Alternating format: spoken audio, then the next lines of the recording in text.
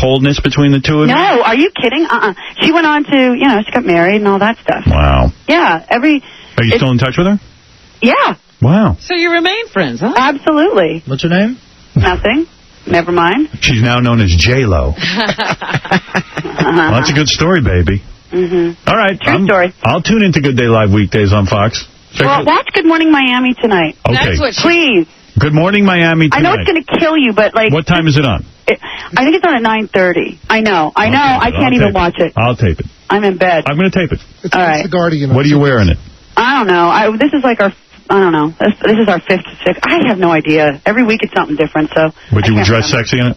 Huh? You dress as sexy outfits in that? Yeah, well, the whole premise is that the anchor guy can't stand me, of course, and because I'm very chatty, imagine, and I'm like this new weather girl who's brought in to start ratings, but I'm in my own world. I don't care what he says. It's sort of like Steve, and every episode is him really being pissed off at me and just engaging the audience. Right. So it's kind of fun. All right, I'll check it out. All right, Howard. All right, Jillian. Howard. Don't worry, one day we'll do it. Oh, don't worry. I won't worry until then. You'll get your dream. I know. I do. I love you. That's it. I love you, too. All right. All right. Bye, Robin. Bye-bye. Bye, Artie. Bye. I got to take a break. I'm getting yelled at. All right, we're going to take a break. We're going to come back and do the news. Vinny, great tapes today. Jillian, great interview. Give us all the tapes, though, Vinny. Yeah, we'll be back right after these words. The lovely and talented Howard Stern. All right. I think I've heard this clip once too many times. Hey,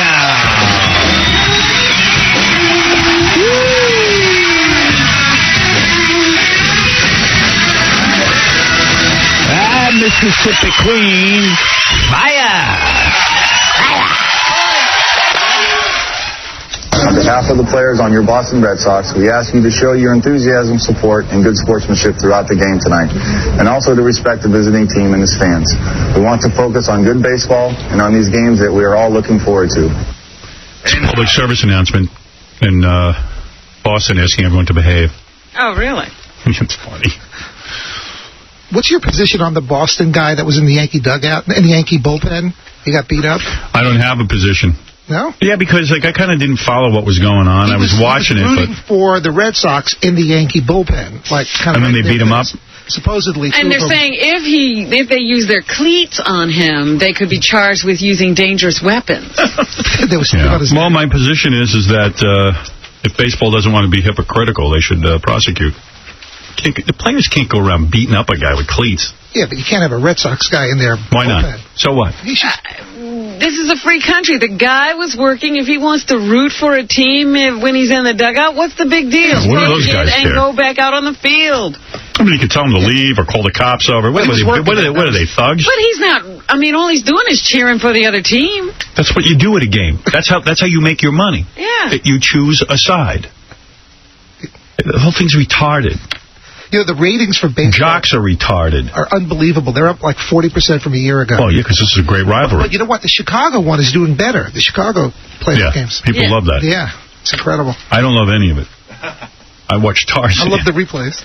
And that's sad, watching Tarzan, because that's not being good. Yeah, I watch bad stuff. I want to watch porno with Jillian Barbary. Yeah, what about that? You'll have to have her over. She's easily influenced.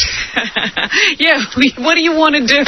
Artie's birthday was Saturday. Here's High Pitch Eric and Mary Ann from Brooklyn to sing to Artie. Happy birthday to you, Artie. Happy birthday to you, Artie. Happy birthday. I had enough of that. Jesus Christ.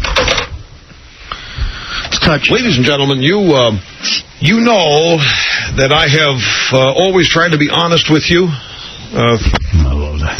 Yeah, you probably want to let that happy birthday play. Why? What happens?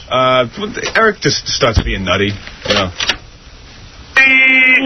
Happy birthday to you. Love you, Artie.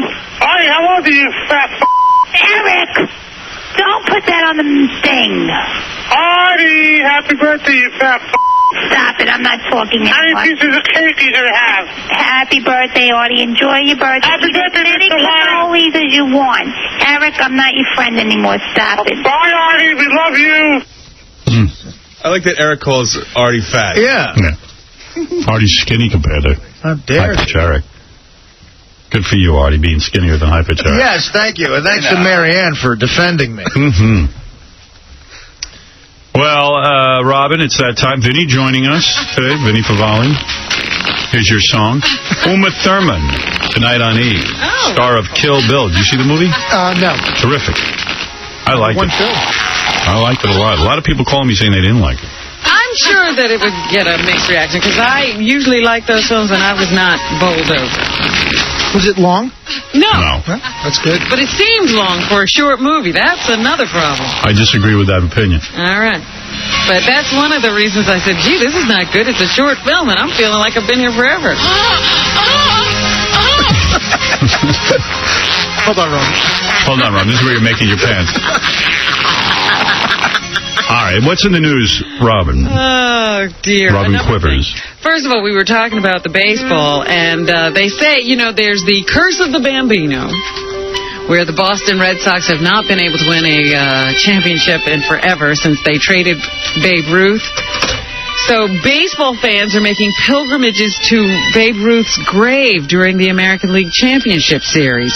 Both New York Yankees and Boston Red Sox fans have paid visits to the ball player's final resting place. Imagine how weird people are. Yeah. Bambino, I'm here at your grave to ask you a favor. I mean, think about the reality of that. Someone has time to go down to Babe Ruth's grave and ask him for a favor. Yeah. Think about the reality of the emptiness in this person's life. That's emptier than Rush Limbaugh's life. Yeah, they should be on Oxycontin. Yeah. I mean, I pray to Babe Ruth in my room. I don't go down to Baltimore. Yeah, fine. Do you think you have to go to his grave? I go, hey, Babe. Yeah. So the Boston fans are asking the Babe to lift the curse. Why should he do that? And the Yankees fans are asking him to keep the curse. Can you imagine they sold him $100,000 for a Broadway play? That's why they sold him. What? That's the owner of the Red Sox needed money to produce a Broadway show. Yeah, so he sold his contract. I'd say the curse stays. Yeah. All right. Do you realize that 100 patients a day in the United States wake up during surgery? I didn't realize that, no. Can you imagine? You're in the middle of having your surgery done and you wake up. Oh, my God. That is a nightmare. Actually happens. I went to Dr. Kaufman, and he whitened my teeth. Yes. And has nothing to do with what you're saying? Well, then why did you bring it up? I was fully awake during it. You know, that's a miracle. I fell asleep during surgery a couple times.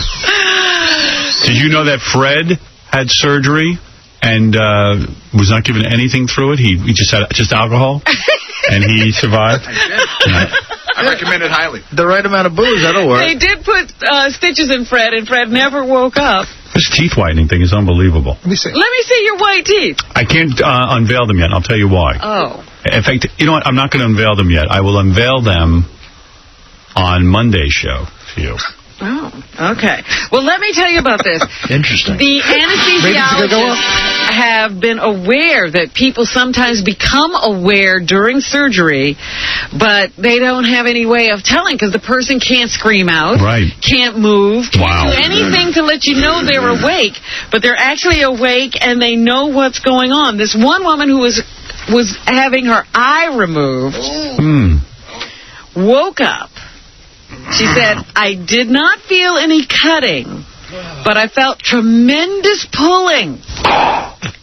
It takes a lot of torque to get an eye out. Wow. Thank you for the painting, Fred. Is this the top story today? It's amazing. That's horrible. I think people should know about this. You may think nothing of it, Benny. Yeah. I have to go for that colonoscopy. I don't want to wake up when that camera's in my ass. Well, aren't you awake? They don't put you to sleep for that. Sure they do. They do. Absolutely. Since her 45-minute ordeal in 1998, during which she felt surgical tools in her chest, she could hear the music being played in the surgical suite and felt like gagging because of the tube down her throat.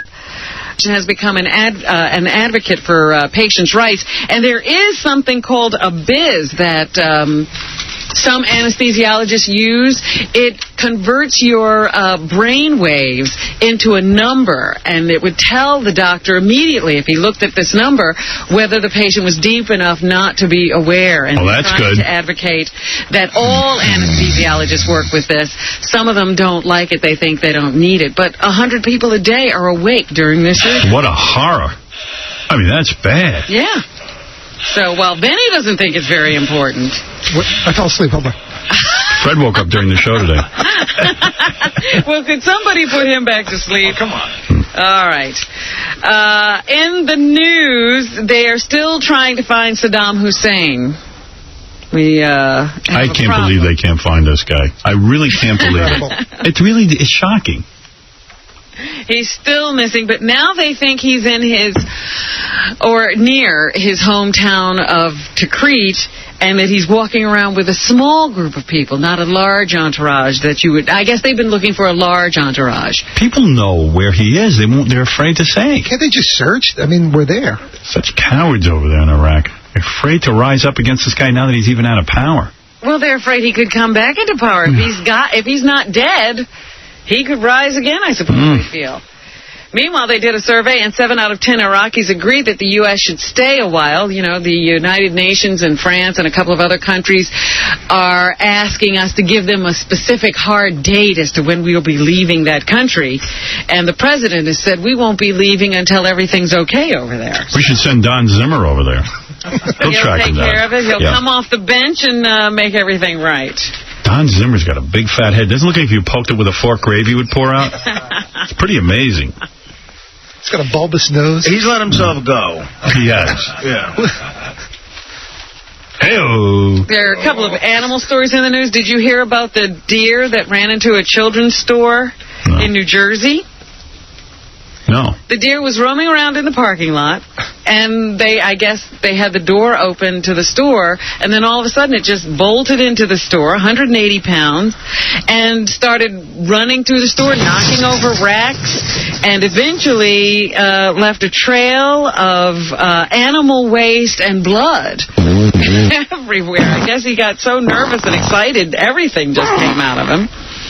And they finally got the, people there who immobilize animals, the ASPCA, and they tranquilized the deer, wrapped him in restraints, and got him out of there. Is that really a big deal? It is a big deal because this is, Letterman had a bear on his deck, didn't he? Attack, yeah. Letterman? Yeah. He told it on the air that a bear came into his house. Yeah. So these animals are wandering into places where people are these days. Sounds like you in L.A., Robin, where you were running around and... The deer had my problem. And you moved your bowels all over them.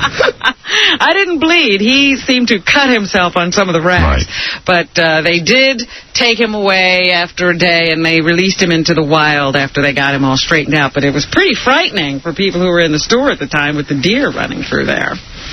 And the New York Post is in trouble for trying to expose the trade in exotic animals and then getting an animal into trouble.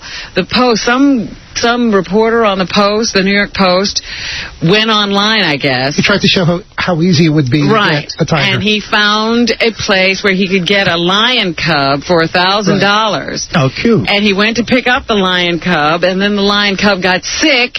He panicked and left it on the doorsteps of some rescue organization. But the lion cub was very sick and shouldn't have been taken away from its mother that early. Well, you know who reported that? The Daily News. Of course, the Daily News is all up in arms about this, and so are some animal rights today the people. Post congratulates himself. Because the guy's claiming he did everything right. Real newspaper war. They really put this animal in a little bit of trouble. Shouldn't have been taken away from its mother that early. So I don't know who's right in this, but everybody's reporting it. They got it at a Toys R Us. And, of course, it's all because of the two big tiger stories, the Roy Horn story and the story of the man with his tiger in his apartment in Harlem. Meanwhile, Montecore, the tiger that attacked Roy Horn, he is being released back into the regular habitat today. Oh. He had been in quarantine since the attack on Roy Horn, and today he's going to be let back into preserve they have for them at the Mirage. I wonder if they've had an increase in visitors. Yeah, probably, you know. And what's the story on Roy? They're saying that he's going to recover now, right? Yeah, but he's still in intensive care and critical condition, as far as I know. My favorites are I don't even pay attention to anything in the news. Now that Arnold Schwarzenegger is no longer running for governor, and you're out of politics, you don't even care. Yeah, and I'm kind of like Rush Limbaugh'd out, and now I'm obsessed with those Egyptian co-joined twins at the head. I was going to talk about them. They joined at the head. They're not anymore. Yeah, I know. And they're saying that first of all, they're never going to have any hair. They're going to be like Lex Luthor. And I think they didn't have a top to their head. There's no top to their head, so they cut the head off a pumpkin, the top of the pumpkin, and just stuck it on their heads. You know I don't think that's actually the operation. No, that's what they do. I think the Hilton sisters were joined at the head when they were born. And that's how they wound up with half a brain. They shared a brain? Yeah. They don't even have that. Yeah. But, yeah, the two Egyptian boys, they were separated after a 33-hour-long operation, and they are being kept in a drug-induced coma right now so that they can heal, and the major problems could be infection, brain swelling, or a stroke. Yeah, but the good news is they're taking the co-joined twins, and now that they're separated, and putting them on that John Ritter show. 8 Simple Rules for Dating My Co-Joined Twins. It's going to be a huge hit.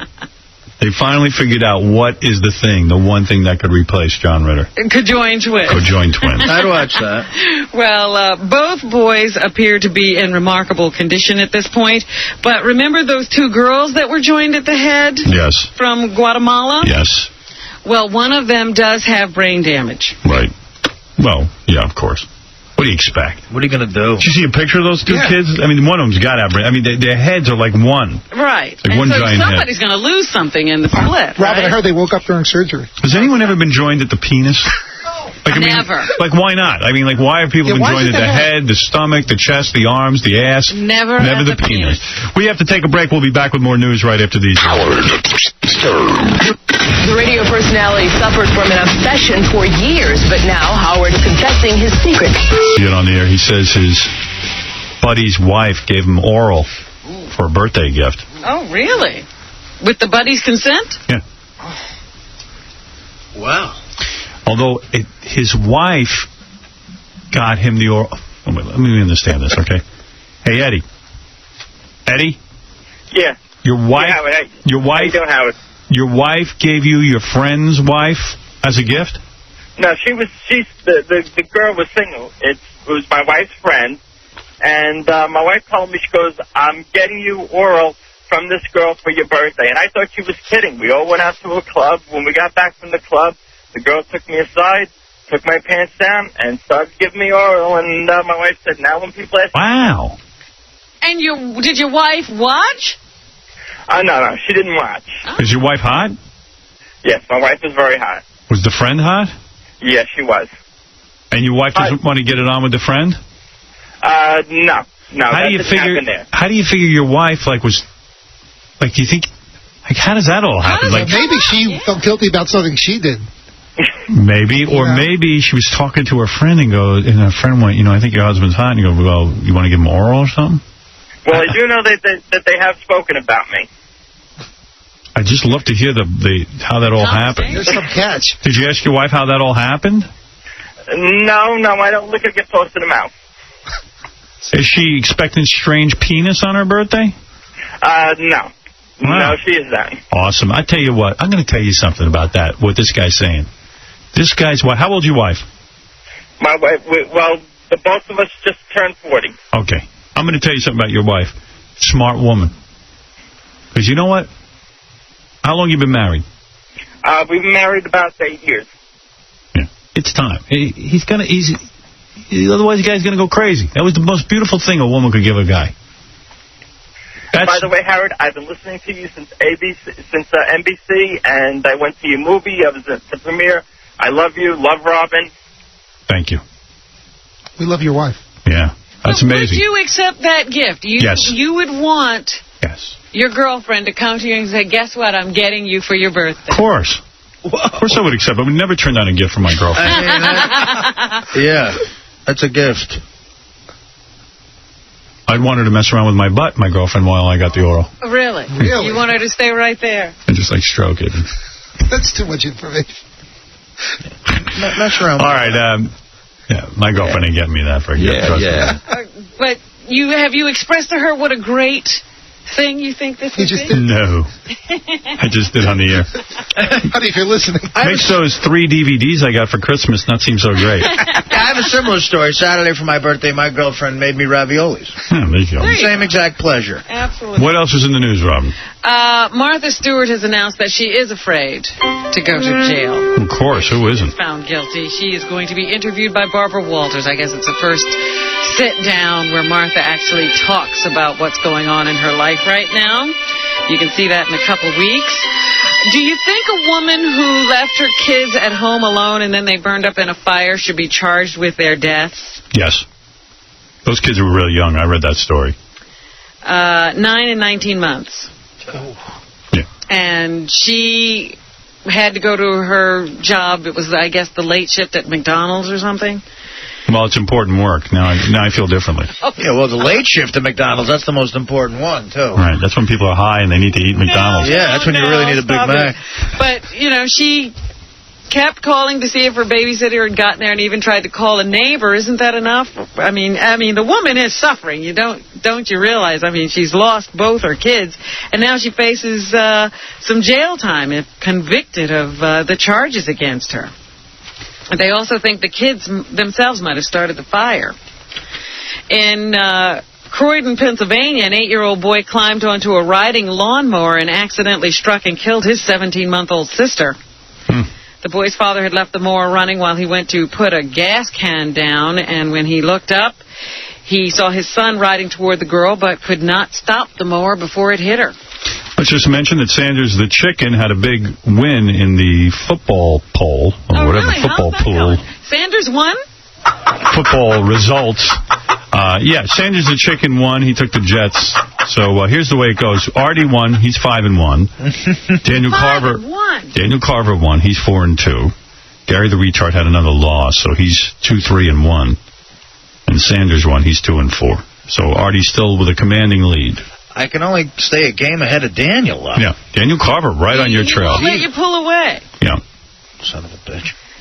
All right, back to those conjoined twin girls again. I told you one of them suffered brain damage. She got some kind of an infection. The bacteria infected the 26-month-old toddler's brain, causing some damage to her brain and some vision loss, but it was the painkillers that they had to give her that robbed her of her hearing. So she's also deaf from painkillers, much like what they're speculating about Rush now, is that he caused his own deafness with his addiction to pain-killing drugs.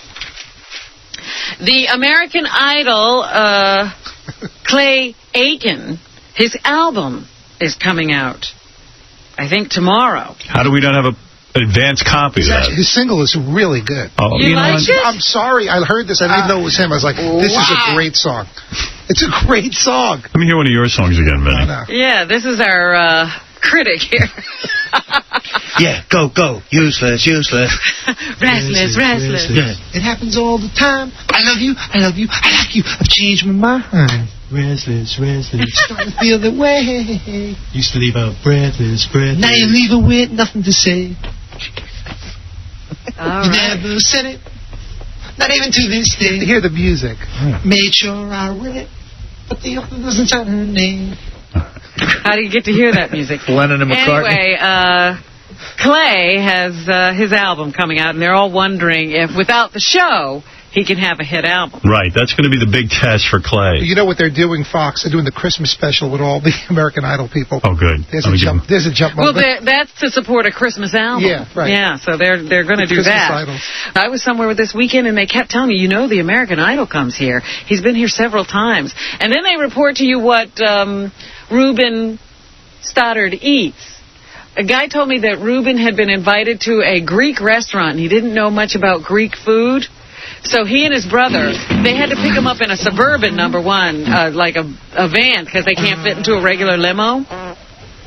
So they picked him up, and he says, well, we're going to this Greek restaurant, but we don't know much about Greek food, so let's go to KFC first. And they each got a bucket of chicken.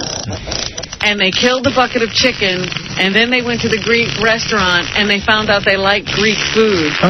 So they actually ate another entire meal. Yeah, that's real fat guy mentality. I mean, when I was fat, and certainly not as big as that, I used to always eat before people invited me to their house to dinner because I knew I'd be hungry. I mean, literally, that's how whacked I was out of my skull. Wow. I would always eat first. I thought that was an amazing story, because they each got themselves a bucket of chicken. It wasn't like one bucket for the two of them. And I used to go to restaurants, I'd be afraid there wouldn't be enough food. So you understand that whole story. But damn, a bucket of chicken, that's a lot. That's a lot of chicken. Yeah. A former Miss America, who is the wife of the Kentucky lieutenant governor, hit a bicyclist with her car, killing the woman. Heather French Henry, Miss America for the year 2000, told police the sun was in her eyes as she turned on it at an intersection on Sunday, and she couldn't see the woman who was crossing outside of the crosswalk on her bike. So she hit the woman, and the woman later died at a local hospital. The former Miss America is said to be devastated, and there is an investigation going on, but they do not think that any charges will be filed. So, sad story there. At the box office this weekend, #1 movie was Kill Bill. And I guess it was Quentin Tarantino's biggest opening yet. It made $22 million. Wow.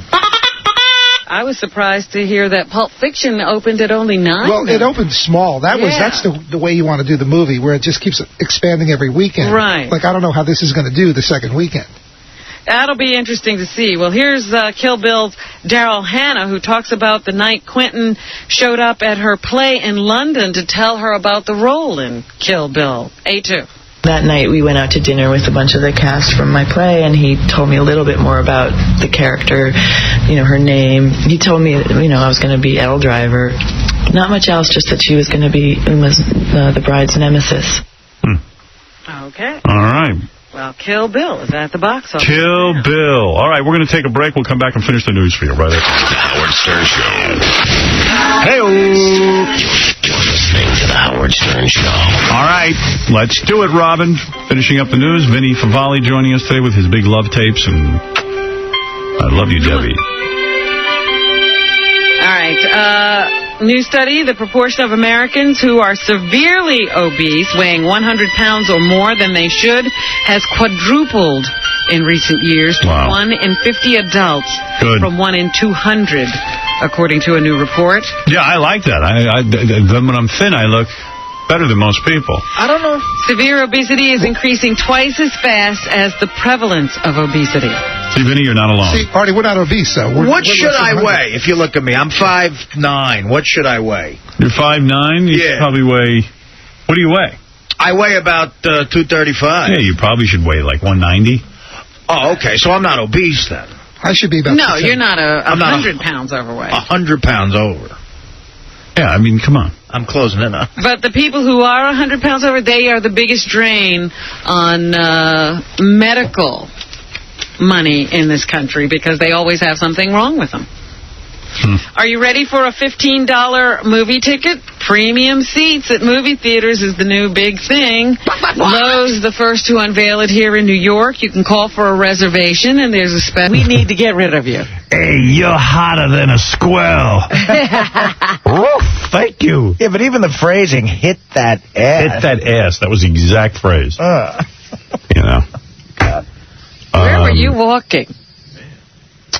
Well, no. So anyway, I'm lying on my back, and Beth puts her head on my shoulder like it. No. First she's laying on her back, and I start doing it, and I go, "Are you watching me?" I think I wanted her to watch because at least it would be a little bit dirty. Right. Yeah. So that helps. she goes, "Yeah." Meanwhile, I see the eyes are closed. Yeah. Eyes rolled back at her head. She's like, whatever you need. I've seen enough of that. So she's got her eyes closed like a second grader watching a horror movie. I'm like, don't you think this is hot? Human sexuality is so disgusting. That's hot. Well, with guys it is. It is. So I'm pleasuring myself. So then she puts her head on my shoulder, which helped me out a little bit, and she put like her hand on my chest, and I was going at it. I'm like, going crazy. And sure enough, I I go, uh-oh, things are going to happen now. And her head was on my arm, the arm I wasn't using, but I had the tissues in that hand. I had to quickly, like, push her away. Oh, no, now she gets all... Yeah. She got thrown aside. And, what a wonderful Sunday. And then I was just like, oh, I'm so disgusting. And I just rolled over and went to bed, put my underwear back on. Yeah, when it's over, immediately afterwards, you do feel like... Oh, I feel like a dog. Just an animal. Well, I really wanted her. And by the way, I was thinking of her when I was doing it, honestly. Right. I was. Well, that was nice of you since she was in the room. I know. Yeah. Because I even said to her, I was thinking of you when I was doing it. She goes, no, you weren't. And I go, no, I really was. And I was. Right, sure. I wouldn't lie. I would lie, but I didn't lie last night. We've all lied. You weren't lying then. Lied about a lot of stuff, quite frankly. But, yeah. Then I got to sleep. I was watching a lot of TV. That's what I do on Sunday. Relaxes me. Right. I get very depressed Sunday night. Awful. Why, just because of work? Or? I have a thing, like, I don't know if it's separation anxiety, or I have a thing where I got to go back to work. It's like being an adult. Right. And I'm like all bummed out. Like It's back to that grind. And I get depressed about my divorce even still. On Sunday night, it's the worst. Now that's weird. Yeah. Well, there's a lot of weird that I don't even tell you about. This is just the skimming of the top. Yeah, but I mean, here you are with your girlfriend being depressed that you're not still married? No, not married. I get depressed about the kids and divorce and, the situation, what it does to your family. You do a lot of thinking on a Sunday. But you couldn't be where you are if you... Yeah, I just don't understand that. I understand what you're saying, but you don't understand my mental... Condition. I'm glad I don't, because then I'd have it. Yeah, you'd actually relate to it. See, I sort of get it. You're in bad shape, Artie. I feel bad for you. Artie, anything depressing, Artie gets. No, the Sunday, I take a lot of Paxil and go to sleep. Is Sunday depress you too? Yeah, you know why? What I equate it with is, and this is totally real, is losing money in football Sundays. Like the end of a Sunday during the fall, like it gets dark early, and but you want to know something? Gambling and going back to work. But maybe that's an indication of how you had to deal with it. Like you get depressed on Sundays like me, so what you do is you gamble. Right. Give yourself some kind of a jolt. Yeah, absolutely. Yeah. Take your attention away from it. All right. You baby gorilla. So I, yeah. I don't know. Yeah. So I put on some TV, I was watching TV. No, but I get the whole Sunday thing. It is like, It just depresses me waiting for work. If I didn't have to work, it'd be fine. But, you know what I'm into? This is a show, I can't believe I'm going to say this, that I'm into. What are you into? Hey, get ready for this. The show I'm watching, I had it on tape, is that Hulk Hogan reality show, Meet the Hogan. I watched that a couple of times. It's really good. I wouldn't have guessed you were going to say that. Well, actually, maybe I only watched one episode. He's as bad a parent as Ozzy is. And, but he thinks he's good. That's the funny thing about it. He's telling you how good he is. Yeah, he's a completely double standard. It's okay for a son to have sex, but not his daughter. It's like it's a whole thing. He does everything they tell you you're doing wrong. Right. I mean, it's very blatant because it's like the boy could just go off and do anything. Right. The girl is under house arrest. And he puts a bugging device on the daughter's car when she goes on a date. Oh, my God. Yeah, I saw that episode where it was a pretty old guy who was trying to take out his daughter. That was weird. That girl's got a body of like a 25-year-old, though. He's got to keep his eye on her. How old is his daughter? 16, but she's like parading around in like bikinis and miniskirts. Which is what girls do. No, yeah, but she don't have a body like a 16-year-old. She's got a body like a grown woman. Yeah, but oftentimes I find that girls don't know what effect that has on guys. They're just, doing what's fashionable. And Hulk drives me nuts with that white mustache. I want to rip it off his face, clean him up. It's starting to look gross because he's older. Yeah, and it's dyed, I guess, or something. And that whole, the wrestler talk, he talks that way all the time. Yeah. He's never not Hulk Hogan. Like at one point he said to his kids, over my dead body, that's why they call me Hulk Hogan. Right. I'm like, what does that mean? Like he's using Hulk Hogan. He goes something like, Of my dead body. My name isn't Hulk Hogan. Meanwhile, his name isn't Hulk Hogan. It's not. Terry. It's Terry something. I saw him saying that he insists that he be called the Hulkster when the cameras are on. Right. But he plays the Hulk. Right. But I don't watch the show at all, but Will watches it. He was telling me that they did an episode where...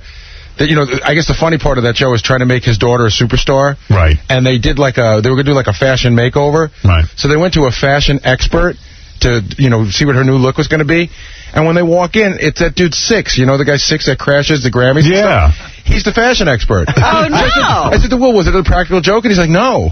Six was the fashion expert? Six was the fashion expert. How's he get that gig? The guy who crashes MTV.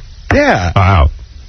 Yeah, I don't know what that guy's they wouldn't into. want to do business with him. Well, it makes you wonder what he did with the real fashion expert. Guy's in the trunk somewhere. So, and then I was watching Hooking Up. I think it was the last episode. They should keep that going. That was a good one. That was a good show. You know what? I missed everyone but the first episode. Oh, man. I don't know how I missed that. All sort of homely chicks trying to hook up. There weren't homely chicks. They were average chicks. Hey, that's nice. I missed the first episode. One of the chicks looked like me. I was like, hey, that's me. I didn't see that. Oh, yeah. I know what you're talking about, too. The black chick on there, I couldn't get a handle on it because I missed the first episode. Is she a virgin? Yeah. And she's 30? Yeah, and she won't even kiss a guy. Ugh. And the guy that she met was like the nicest guy. And it didn't work out? He flew to... Did anybody have anything work out? They said... One... I don't know. I don't think so. That's what was great about it. You know what it was? It never worked because that was like real life. Nobody likes each other. It doesn't work out. You know what's great about that show? Such an accident. It was people do like each other. Yeah. It was a bunch of girls who were, like Robert said, average-looking girls. You say homely, who all thought they were way too good for every guy. Well, what was unbelievable? Yeah, but look at those guys. Those guys weren't great either. Oh, come on. There were a couple of nice guys. I'll tell you what that show is good for, and Artie, you would like this. You watch it with your girlfriend. Right. And all I know is my girlfriend is so loving to me after we watched that show because she goes, like in the middle of it, she goes, I'm so glad I don't date anymore. Right. Oh, that guy's such a jerk. Every guy is such a jerk. It reminds you about... It makes them realize how great, like, even when you had drinking problems and gambling problems and all your, everything. I'm not one of those guys. You think Dana would appreciate Artie after watching it? Yes, and you can't touch a dog. Like, these guys, at least Artie can have a normal conversation. What kind of monsters are these guys? These guys are just like retards. What do they do? First of all, they show up with, like, multicolored outfits. They look like clowns. That guy was a nut. Yeah. Remember the one guy who showed up on the date? He had lied about his age. He had lied about almost everything about himself on his profile. and then he was eating like a weirdo, and he couldn't understand why this girl wasn't enjoying the date. Yeah. When she got up and left, because rejected. It's happened before. It happened again. Right. Well, they had a very healthy guy.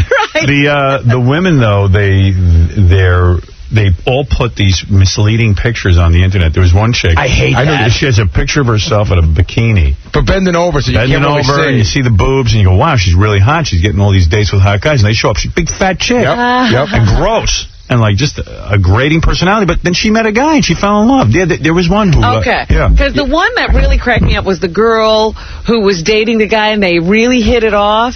And then he said to her, I can't date anyone who takes any of those antidepressant drugs.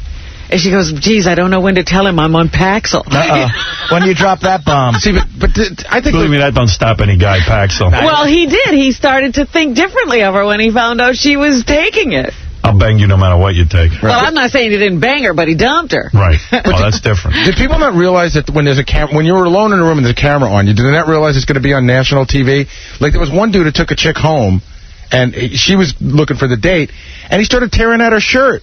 Did you see that one where he tried to he started trying to pull her shirt off? Yeah. It's because some guys just don't know, man. Some guys think that that's normal. She's like, whoa. It's inappropriate.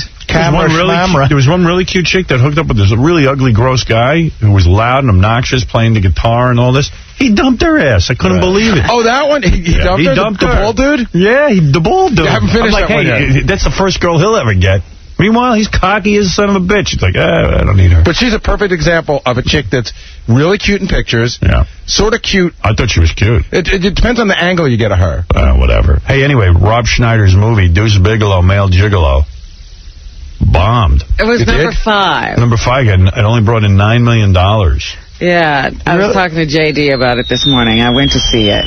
Yeah, I know. Rob thought it was going to be $20 million opening weekend. I know. He thought he'd have a number one. Yeah. Hey, he made $9 million. Hey, you know, that's a start. How much does it cost to make?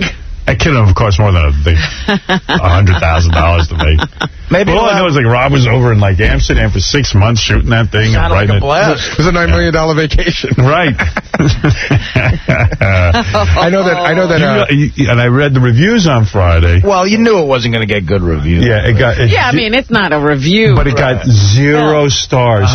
And, you know, Sal wrote me a note, and he's just so right. He goes, I think getting 0 stars in some weird way is just as hard as getting 4 stars. Right. Yeah, to not get any stars is really difficult to do. Yeah, to get no stars. Because, you know, even a piece of crab gets a star. Right. So should he get... So, like, in a way, Sal said that would drive me to go see it. Like, if something could manage to get 0 stars... That's something that's on the must-see list. I wrote him back a note. I go, you know, that's a funny thought. It's true. I'll put it in perspective for you. I've never been in a 0-star movie. Right. See? As bad as your movies are, you couldn't get 0 stars. I've never been in a 0-star movie. I had a dream that you put out your movie, you know, your beer league movie. Right. And it was like it was really good. I was watching it and I go, Artie, I had no idea it was this good. See? Yeah, it was weird. It was in the dream it was great. I don't know what it's going to be like in real life. It can happen. I was watching it. It was fascinating and heartwarming. And, is it supposed to be fascinating and heartwarming? No.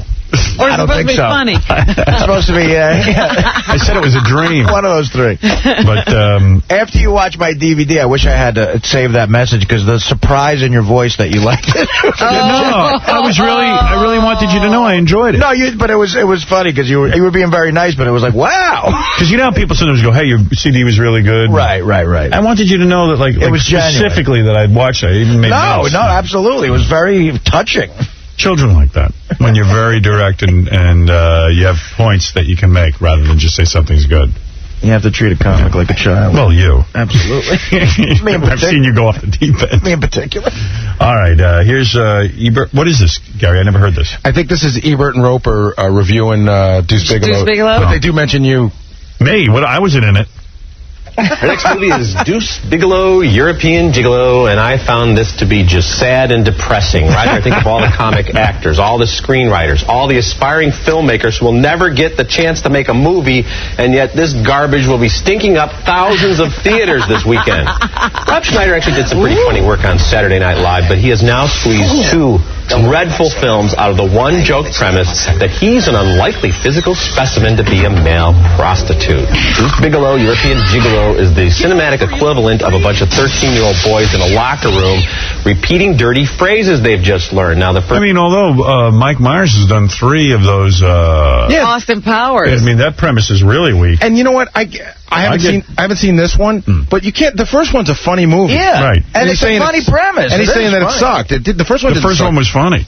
I love the first one. Yeah, they hated the first one, so they certainly couldn't possibly like the sequel, I suppose. Time you hear man whore, okay, maybe a little chuckle. The 34th time, it's just desperate and juvenile. So, you know, I'm giving this thumbs down if you haven't figured that out. Yeah, my thumbs are way down, too. You know, we were on the Howard Stern show once, and Rob Schneider called in, and he was asking me how I could write what I did about the original Deuce Bigelow movie. And my question to him is, how could you make this second Deuce Bigelow movie? I mean, where what does he have is this against movie coming from? Who were you talking to who told you that you should make this movie and that it would be funny and that it would be good for your career and that it would be worth money for people to go to see it? How in the world did this movie ever get made? It is completely beneath contempt. And it's just dead on arrival from the opening scene all the way through. Okay, recapping the movies on this week's show. How do you really on feel? Skeleton Key, 2 thumbs way up for Grizzly Man, Great an amazing film. And 2 thumbs as far down as a thumb can go for Deuce Bigelow, European Gigolo. Oh, yeah. I'd like to give it a couple of thumbs down and maybe even a few more digits. Okay. See, Rob's next movie should be after European Gigolo comes out. Now he's the scumbag of society. No one will talk to him in show business, and he's a mess. You know, I don't even want. You know what? It's a comeback film. Yeah, I don't even want to give you the rest of my premise because someone will make the movie. But if you were Rob, wouldn't you in the ad this week have Ebert and Roper say 2 thumbs down as far as they could go? Yeah, I would play it up. 0 stars. But they'll you ignore should put that on there. My film made $9 whole million. Opening weekend, $9 million. The lowest rated comedy of the summer. Ever. A movie that should never have been made. That's funny. Yeah. Still stinking up theaters. Well, the first one is really funny. It is. I gotta check it out. I know I'm not crazy. I like the first one. Hey, Joe, you're on the air. Hey, Howie, how you doing, man? Hey, brother. Hey, first of all, man, I've been with you since syndication, man. I can't wait till you go into outer space, if you know what I mean. Yep, I know exactly what you mean. Let's just say I'm a friend of the JB show, okay? Jimmy. And when Rob Schneider was on your show last week, you went over, serious to the Jim show. Talk about a Class A dick, man. I know the guy's on the whore tour and he's got to go around and do his stuff for his movie, but this is a guy he was on SNL with, never had a problem with and everything. Jim's right behind. You know the way it is on the hallway over there. You know where Jim's studio is, down the long hallway there. Well, he doesn't know that Jim's right behind him, and he gets caught saying, I'm giving him 10 minutes, that's it. So right from the get-go, he starts out, starts out bad. So 10-minute interview, Howard. I mean, very blunt, wouldn't even look him in the eye. Then he questions Jim. He's like, you were on Stern, right? And Jim's like, yeah. And he's like grilling him, when were you on? Jim doesn't remember. You met Jim. I mean, he's out there, man. Jim's like, Artie knows the way Jim is. He's all over the place. You're referring to Jimmy Brewer. Jim Brewer. Yeah. Yeah. Jim can't tell him the exact date, but he's pretty close. And Schneider's like, no, it wasn't then. He goes, well, has he had you back on yet? Jim's like, where's this coming from, man? Total dick interview. Hey, you know what? We got to ask Jim to send that over. Sounds pretty good. Yeah, it sounds interesting. It was really hard to listen to. I got chills, man. I got chills, bro. I'd love to hear it. Gary has we all understand the whore tour thing, but, man, don't be a dick to a guy that you... First of all, you all started out the same comics. Snyder's had real good success, man. Hey, hold on a second. So has Brewer, and so has Brewer. Baba Booey's got something to say. You know what? I just happened to be up at like Thursday late afternoon. Yeah. And I was actually looking for Jim Brewer because I was going to say hello, but he was already gone. I was at like 6 o'clock. What time is his show? 4 to 6. 4 to 6. You know what? Maybe I got to go over there today. Maybe I'll say I've seen your studio, baby. Unbelievable. It's gonna be nice. I was there. I've been on the show a few times. I mean, I love it over there, man. It's like my second home. It's incredible. But I was talking to a couple of people, and they said that that the interview that Rob did over there was sort of odd and uncomfortable. Wow. It was short and strange, and it seemed like Rob didn't want to be there, and it seemed like there was something going on. Wow. Maybe him and Jim. Maybe him and Jim have some sort of tiff. History or something. Yeah. How can you be a dick to a guy like Jim Brewer? Artie, you know Brewer. I mean, he's not the kind of guy you sit down for 10 minutes. Like when he was on your show, man, you were all over the place, but it was a killer show. Yeah, I don't know what happened there. I'll find out, though. We'll investigate. Yeah. Maybe, hey, Howie, any contests going on, man? This is the first time I've ever called your show in 20 years, bro. I heard a rumor that Jim Brewer had raped Rob Schneider on SNL when they worked together. That was it. That could make a guy a little irritable. Yeah, so I think there was a man sex thing. Yeah. I don't care how drunk you were. And I got a whole wall of tricks here for you. I don't really have any prizes right now. Oh, I hung up. Sorry, I don't have any prizes. Maybe later. That was an interesting phone call. Didn't know he had a problem over there. Hey, Ed, what's up?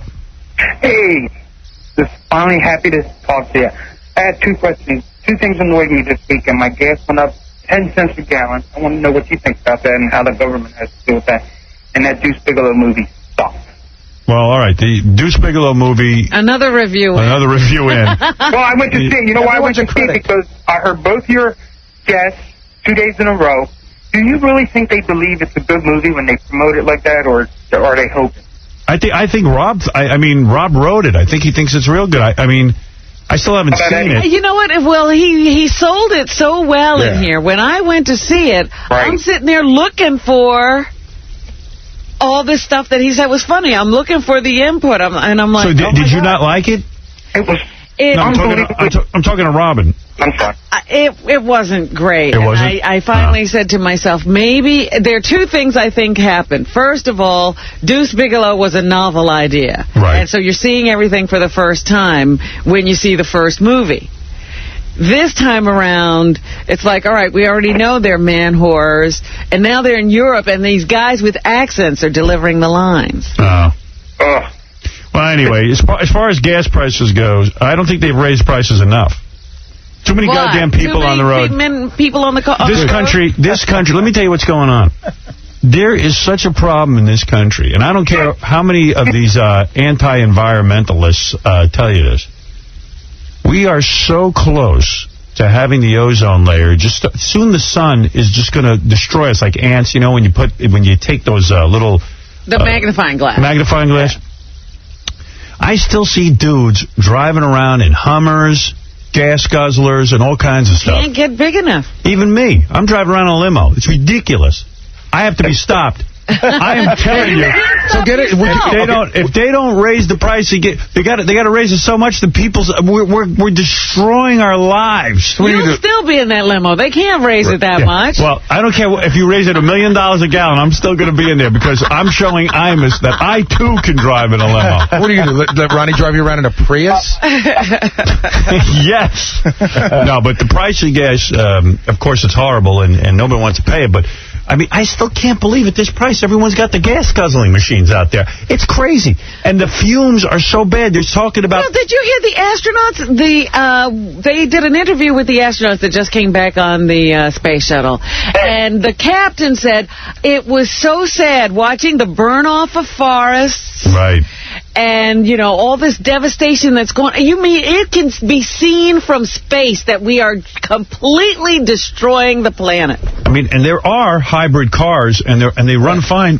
But they don't really save that much gas. Yeah. You have to drive them for 500 years to save any gas. I mean, what we're doing... I mean, we're just going to burn a hole right through the ozone layer, which is evidently 40% eroded. 40%. That's scary. So the more we keep burning this gasoline, and the more we keep, just running around like it doesn't even matter. Like it doesn't matter. Tomorrow.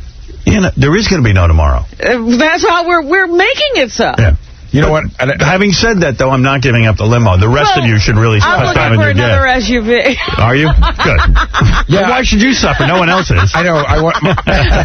My wife's live it up. I did. I went to try to buy a hybrid. Forget it. So you get 6 more miles to the gallon. What's that? Oh, wait a second. Come on. Hold on a second. 6 more miles to the gallon. Yeah, 20-gallon tank. You fill up That's a lot. No. You can't convince me that there isn't some sort of... I know there's an electric car. They could improve on There's got to be something. There's got to be something going on. So you know what I paid for gas on Thursday? It's the most I've ever paid in my life. I go to Mobil, and I use the highest grade they have. It was $2.93. Yeah, I drive the Audi A8. And which got a big tank too. Yeah. Oh yeah. I mean, please. And I drive that. And are you kidding?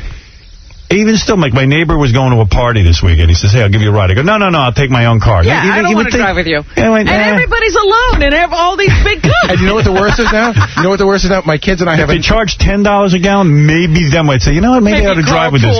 Yeah, maybe I'll carpool over to the party. I swear to God, my kids and I have a new game now that we play, which is called Break the Record. Right. I take the SUV, and we see if we could break the record for the most. So what's it cost you to fill up? Well, we broke the record. $100? We finally broke $60. Wow. Fred, it cost you $100, right? Between 60 and 80. For an SUV? Jeez. It cost me $50. See, I have a car. I like the Audi. $52 for my 4-door. I have a Mercedes. $50 for me. $52. There was a time when the record was $42, and then we broke $50. Yeah, I haven't now gotten we broke $60. 50. What's that? I haven't gotten to 50. $60.05 I get on Thursday night. No. Do you get Super? Yeah.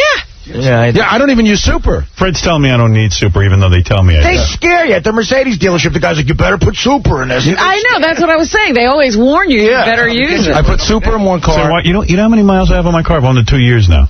I bet you don't drive a lot. 8,000. 1,700 miles. Oh my God. 1,700. Good Lord.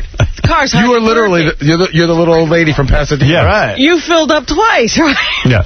So I figure by the time my car's 5 years old, I'll have 5,000 miles on it, and then I'll just get rid of it. You know, rather than, so I should just, why don't I just put regular gasoline in? Yeah, what are you saving? Howard, for what you're doing with it, you should. I need super because I'm driving 20 miles an hour.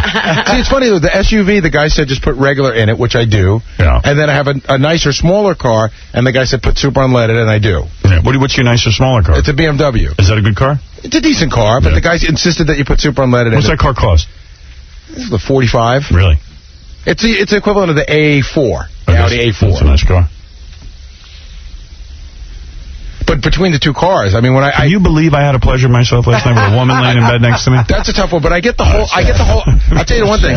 I get the whole, like, if nobody cares. Just put your toe on me. Do anything. Touch me in any way. Yeah. You know, okay. You want to, no, not me. No, I get not now, not here. I get you, dummy. I get the needing contact of any kind from her to be able to do your thing. It's weird pleasuring yourself in front of a woman.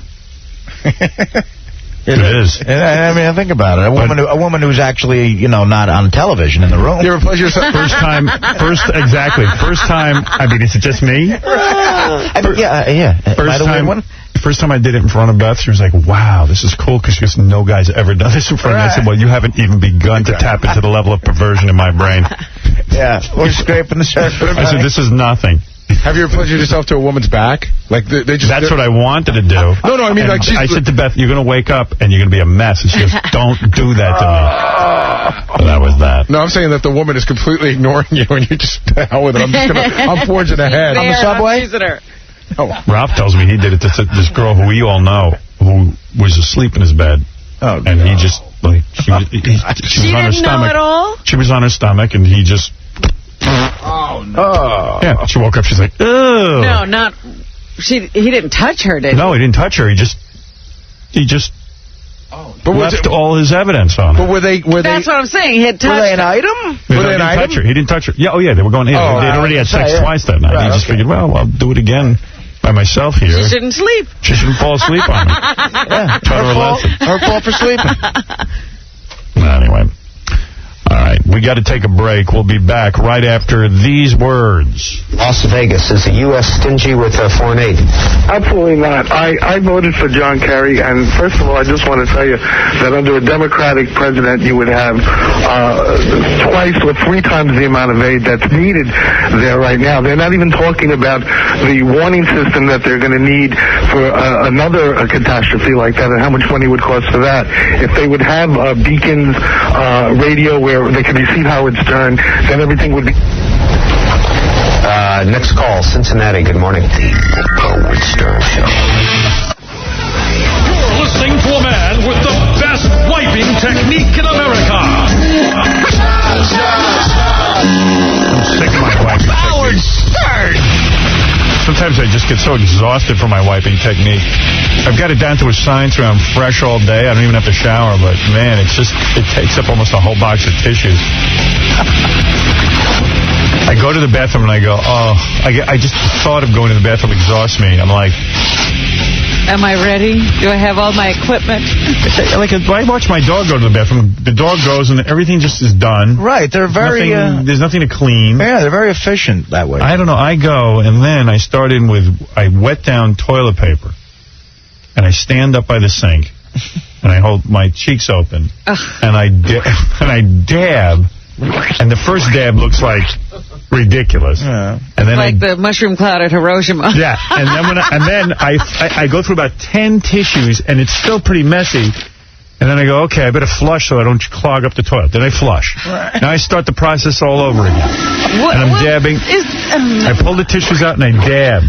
You know, if we were somewhere else, I would ask you a question. But I wish, as soon as we get there, I got so much to tell you. I've got 15 years worth of things to tell you. Because the FCC has held me back. I think I'm going to die on the toilet. I think odds are that's where I'll go. Why do you say that? I use that much energy as well. For cleaning?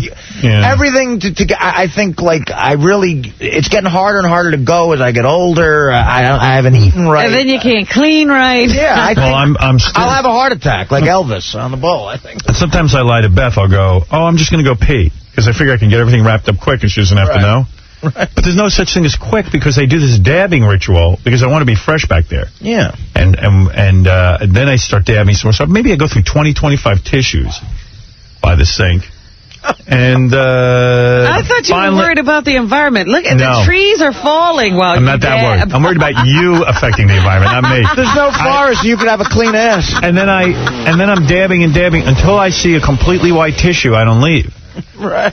So and the tissue's got to be wet. It's got to be virginal. Yeah, it's got to be wet. And I talk to the tissues. I go,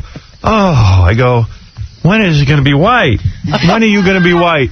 Because I'm exhausted. I want to go. I want to leave, but I don't want to be itchy and smelly later. Damn it! Why aren't you white? Because if I leave any kind of a dot. See, do you bring up to the shrink the fact that you talk to the tissues? Does this come up? No, I got other issues that are more important. He hasn't gotten to that yet. The tissue issue? I'm worried about the environment, but I'm more worried about the environment between my legs. That rainforest. I should use brown tissues and be done with it. There's some greenhouse gases going on there. I'm thinking about all the years, though, I didn't do that. I used to use 3 dry tissues, and that was it. I know. And I'd walk around itchy all day, poking myself all day. Now, when you say tissues, you're talking about a box of tissue? That's right. Oh, my. Yeah. Are you kidding? This ass is too good for toilet paper. I can remember being a kid. Public schools in Jersey, the toilet paper they give you. Sandpaper. I never made a duty in that. You know what? The only time I went to the bathroom for all my years of school, like that kind of bathroom. Right. Kindergarten, and I went in my pants. Oh, really? Yeah. Better than just go in the toilet. I remember I went in the toilet, and I looked at my underwear, and I went, it was a full metal jacket. Stop it. Oh, and I was just like, nightmare. I picked out whatever I could, went home and buried my underpants in my mother's backyard. It was a mess. It stunk. Planted an ash tree. I did. There's a big underwear tree growing in Roosevelt. It's beautiful. It's green and lush, very strong. Yeah. It's tough, man. It's tough being human. Sometimes, and I talk to the tissues, I go, it's so hard being human. Right. The tissues never answer. It's disgusting. I'm sorry to tell you that. No, I like it. But when listening to you, I say to myself, and people don't want to think they're animals. I'm an animal. We all are animals. We're doing the exact same thing that every other animal does. Sometimes when I read and stuff, I go, I'm not an animal. Look at me, I'm reading. I'm using my higher intelligence. You might as well put that book down. Yeah. Well, what am I reading? I'm reading Hampton's Magazine. Right. Put that down. I think I'd read something intelligent. I'm reading The Inquirer. You're reading something that Coyote could follow. You're reading cartoon books with a lot of pictures in them. Yeah. I was in Dallas this weekend, and Cliff Pallet showed up. Oh, Artie wasn't kidding around. When he says Cliff Pallet hangs around, he hangs around. I've done the Dallas Cliff Pallet weekend myself. What do you mean? Like, what was your weekend, and where was Cliff Pallet? So Friday night, I was at this club called The Lodge, which is an adult entertainment club, but then afterwards, the station had an event. It was their 5th birthday, so they had that band Bowling for Soup. What station? Live 103... Live 105.3, I think it is. It's in Dallas. I can't. Our station in Dallas. Our station in Dallas. Yeah. It's an all-talk station. What do you mean all-talk? It's all-talk. They don't have music, obviously. It's you in the morning, Pugs and Kelly at midday. Yeah. Really good. Russ Martin, who I had dinner at his house on Saturday night. Then I think after Russ... Did you meet Pugs and Kelly? Yeah, no, I know them. Did you ask them if, like, they're getting all kinds of... Infinity is laying out all kinds of money offers to anybody. To keep everybody else to keep everyone. Stable? Yeah, because they're just desperately trying to figure out who the next Howard Stern is. So they're hiring like 10 million Howards. Not that Pugs, I don't know Pugs and Kelly, but... Well, it was a funny conversation because I was talking to that guy... Tell Pugs and Kelly to hold out for more money. Right. Well, Russ Martin does the afternoon show. Yeah. And he does really, really well there. Like, he kills in afternoons. Right. And I was on his show on Friday promoting the event. We were talking about the fact that he doesn't want to do mornings. He's like, I don't need to do mornings. He goes, I'm making great money. Right. I'm killing in the afternoon. Why would I go back to mornings? Yeah. And he mentioned that they might have asked him to do mornings and for the same money that he's making in the afternoons. He's like, well, why would I do that? No, tell him to hold out. And then the program director came in and we were asking him about, what's going to go on in the morning. Will Pugs and Kelly do morning? Oh, yeah, they would do mornings, I'm sure. Yeah, so. They would kill to do mornings. Let Pugs and Kelly do it. But give them the shot. The program director was acting like, he's like, well, there's a plan. He sounds just like our general manager. There's a plan. No. So we were asking him, like, well, what's the plan? Well, I don't really know. And I was Nobody's divulging I said to the guy right up to our program director, I go, there's no plan, is there? And he goes, no, there's a plan. But I don't think there's a plan. So go back to your Cleft Palate. Oh, so now I'm at the station's birthday party, and there's like a VIP section, and Cliff is there. They love him. And he wears he has a Texas Rangers jersey that says Cliff Palate on the back, but on the side it says The Howard Stern Show. Oh, whoa. Right? He made it up himself, though. Well, he told That's sad. He told me, I got this, he bought the shirt on eBay, and then he had the lettering done later. Oh. You know, to the way he liked it. What do you mean he bought what shirt? Like he bought a Texas Rangers jersey off of eBay. And then he put Cliff Pallet on it? Right, and then he put Cliff Pallet and Howard Stern Show on it later. He had a guy that does that embroidery for him. So he's got that thing going, but the funny thing is... He must get laid like crazy in that shirt. Yeah, everybody. Forget he's beating them off with a stick. This is so funny. They flew him in for the Pam Anderson roast because she wanted to do him afterwards. Cliff has a home and an away jersey. So Friday night was the away jersey, and Saturday all day was the home jersey. He had the blue one on Friday night and the white one on Saturday day. So Friday night I hung around with him, had a couple of beers, and, you know, it was fun. It was loud. You're telling me he showed up to so many of your appearances, he had costume changes? He did. Yeah. He had to change his clothes? So my appearance on Saturday was a very long one. Yeah. It was from noon to 6. Go ahead. Okay, noon to 6, 1 to 6.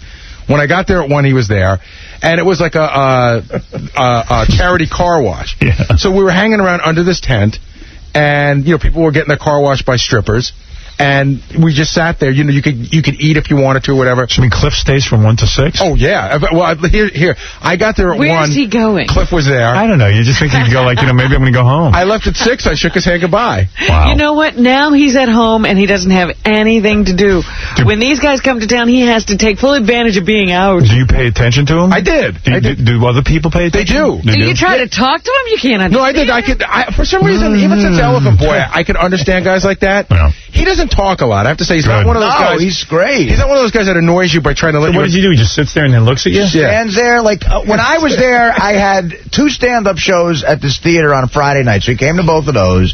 He was backstage. Dana came with me. Right. So Dana talked to him while I was on stage. Oh. And, Dana's a nice person. Yeah, I mean, you know, there was nowhere to go, though, you know. No wonder she doesn't want to travel with you often. Then the next day I had a DVD signing, so he came to that, and he sat next to me the whole time. And then I said, hey, Dana, get away from Arnie. I wanted to know you. Way too understandable. Well, then I took since Dana, she had never been to Dallas before, so I said, I'm going to stay an extra night, and I told the guy, the promoter of my stand-up gig, make reservations for the best restaurant in Dallas. I want to take my girlfriend there because she came with me and kept me company. While I'm having this discussion, Cliff is just sitting there, and it's almost like I'm feeling like, should I ask him to dinner or something? Oh, man. I mean, I didn't, thank God, but it was like, you know... He can't eat anyway because he's got a big hole in his mouth. He gets the food down. He does? He's fine. You basically figure out how to get the food down your throat, yeah. We had free Is it unpleasant to look at? You know, I saw him eating something for a minute. He was having like a taco or something, and it looked fine. Yeah, no. A taco ain't easy to maneuver. But he's not annoying. He's really nice, and he's harmless, and he just stands there. But when you're trying to make plans with your girl, and he's sitting there, and you know you're his whole social life, it's kind of hard to think of making the plan without him. Exactly. Oh, tacoing up the hole. But it's funny because I have my pictures on the table, and I would like to say, Cliff, you know, watch everything, and I would leave for a while. That's what he does. Yeah, I know. I brought him on stage, and I told him to say something, and every sound he made, they went nuts. They love him. They love him. Yeah. But I could tell, like, the woman at the place, the strip club, the lodge, she said that Cliff had been calling and emailing all week. And preparing for your appearance? Right, you know, wanting to get in, you know, make sure that he had prime seating or whatever. Setting himself up. And the radio station, like, we like him because we just met him, but the radio station's like, oh, there's Cliff again. You know, he goes to every event. Yeah. They don't dislike him, but they just, like, you know... You gotta prepare for him. Right. I guess, like, somebody was telling me, like, if you've been at one of those events and you've spoken to Cliff for an hour for the 100th time, it gets a little old. But I had fun with him. I loved him. Right. Yeah. He's a good guy. So... Sounds like you had a pretty good weekend. Yeah, it was fun. You know what? I had a Cliff weekend. I don't want to read any more about Peter Jennings. Is he like the greatest man who ever lived? I mean, there have been so many tributes and so many things written about him. Even this weekend, I'm reading about who was at his bedside and how noble he was the whole time. Sounds like he was shuffling, the last couple of weeks, he was shuffling back and forth between the Hamptons and New York City. Right, yeah, he was going out to his house in Bridgehampton.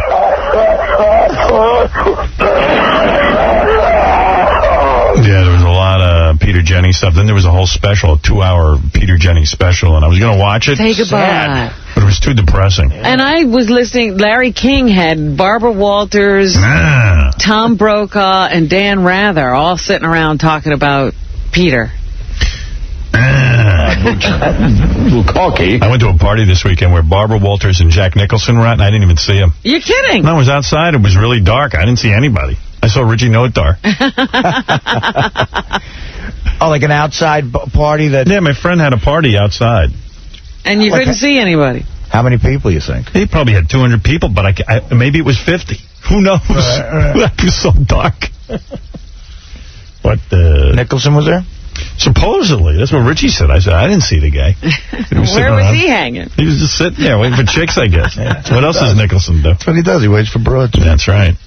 Broads. Hey, broads.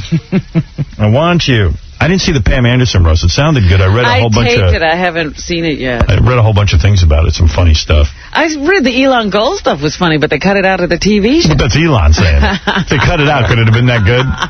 I mean, I heard Jimmy took a bunch of lumps. Really? Yeah. I watched the Jimmy Kimmel was the host. Yeah, I watched the first 20 minutes. Nick DiPaolo was hilarious. He's good.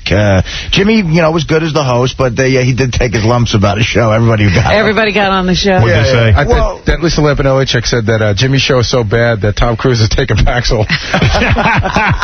Yeah, it was a bunch of stuff like that.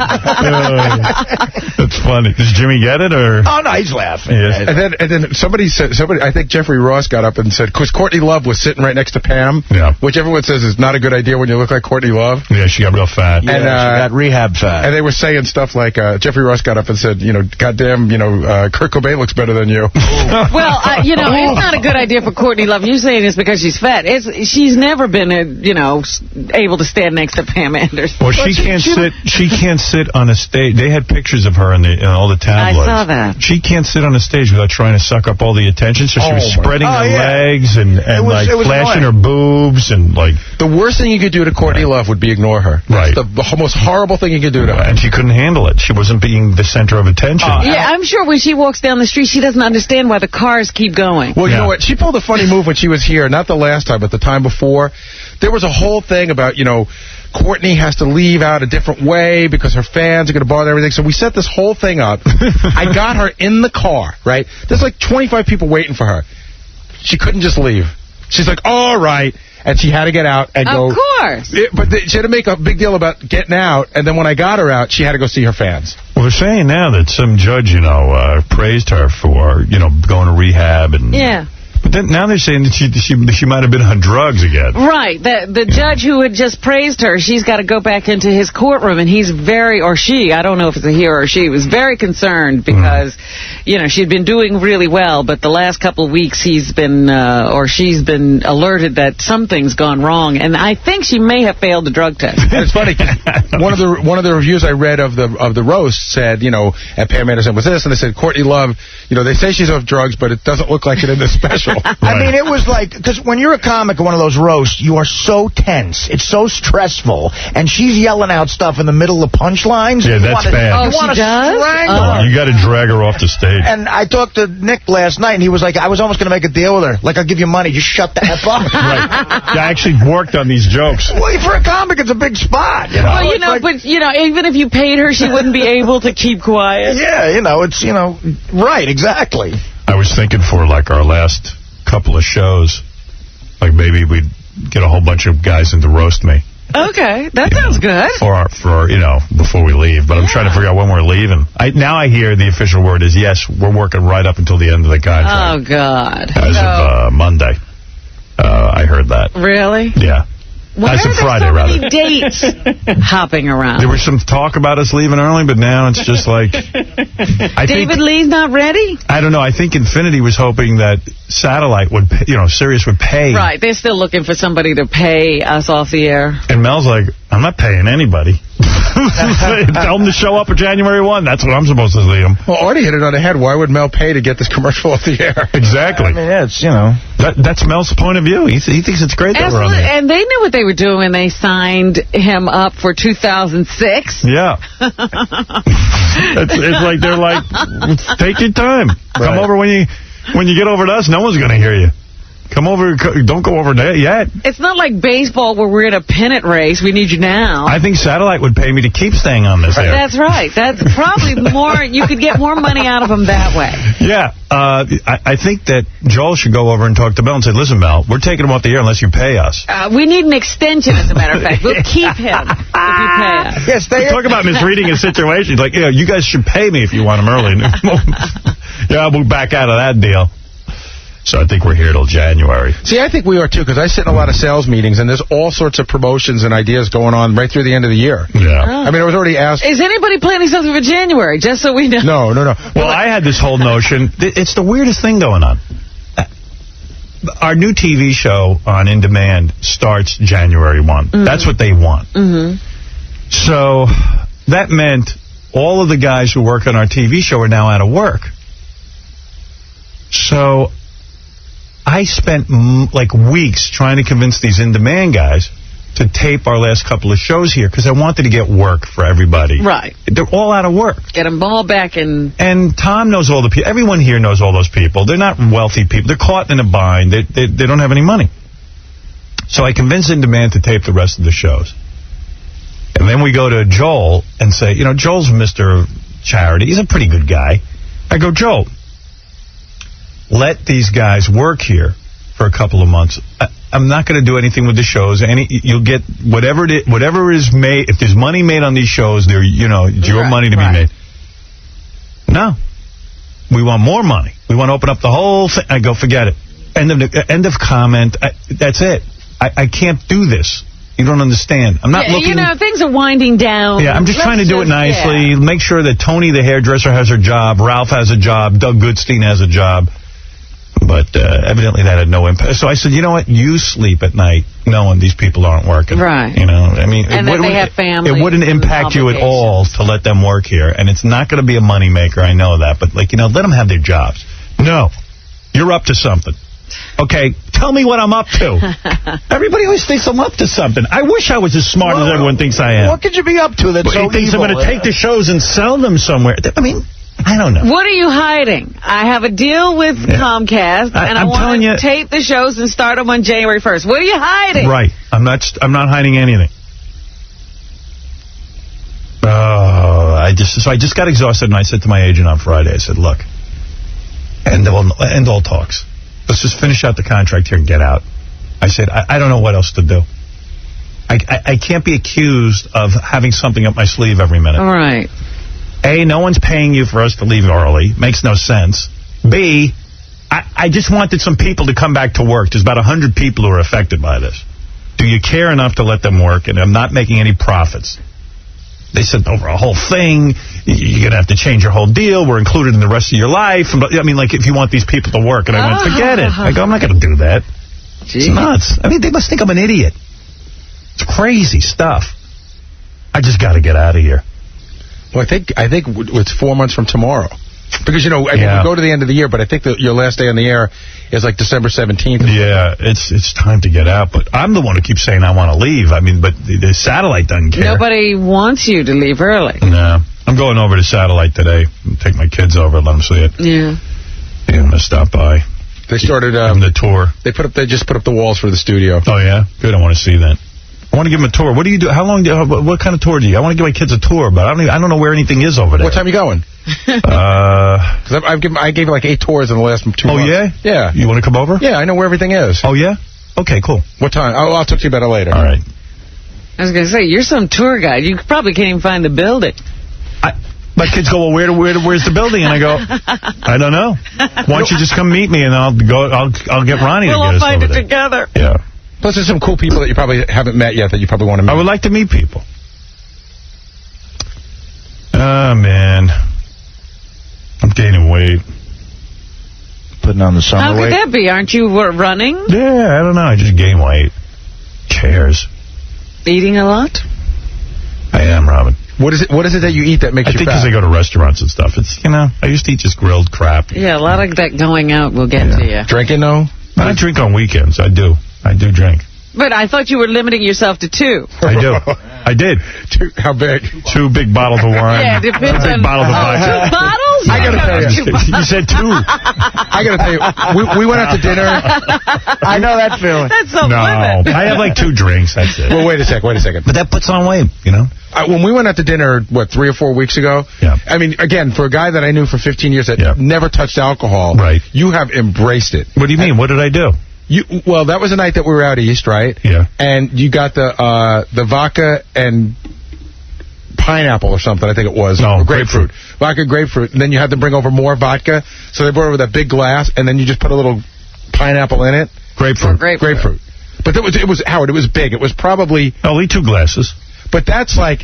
His 2 glasses, Robin, are probably really 6 or 7 drinks. Yeah, those look like doubles or triples. No, those are doubles and to triples. me. Howard, it was filled to the top. A drink is supposed to be about that high. Relaxes me. It should. Oh, the sweet. If it doesn't, release. you've got a problem. Should put you to sleep. Makes me feel good about my life.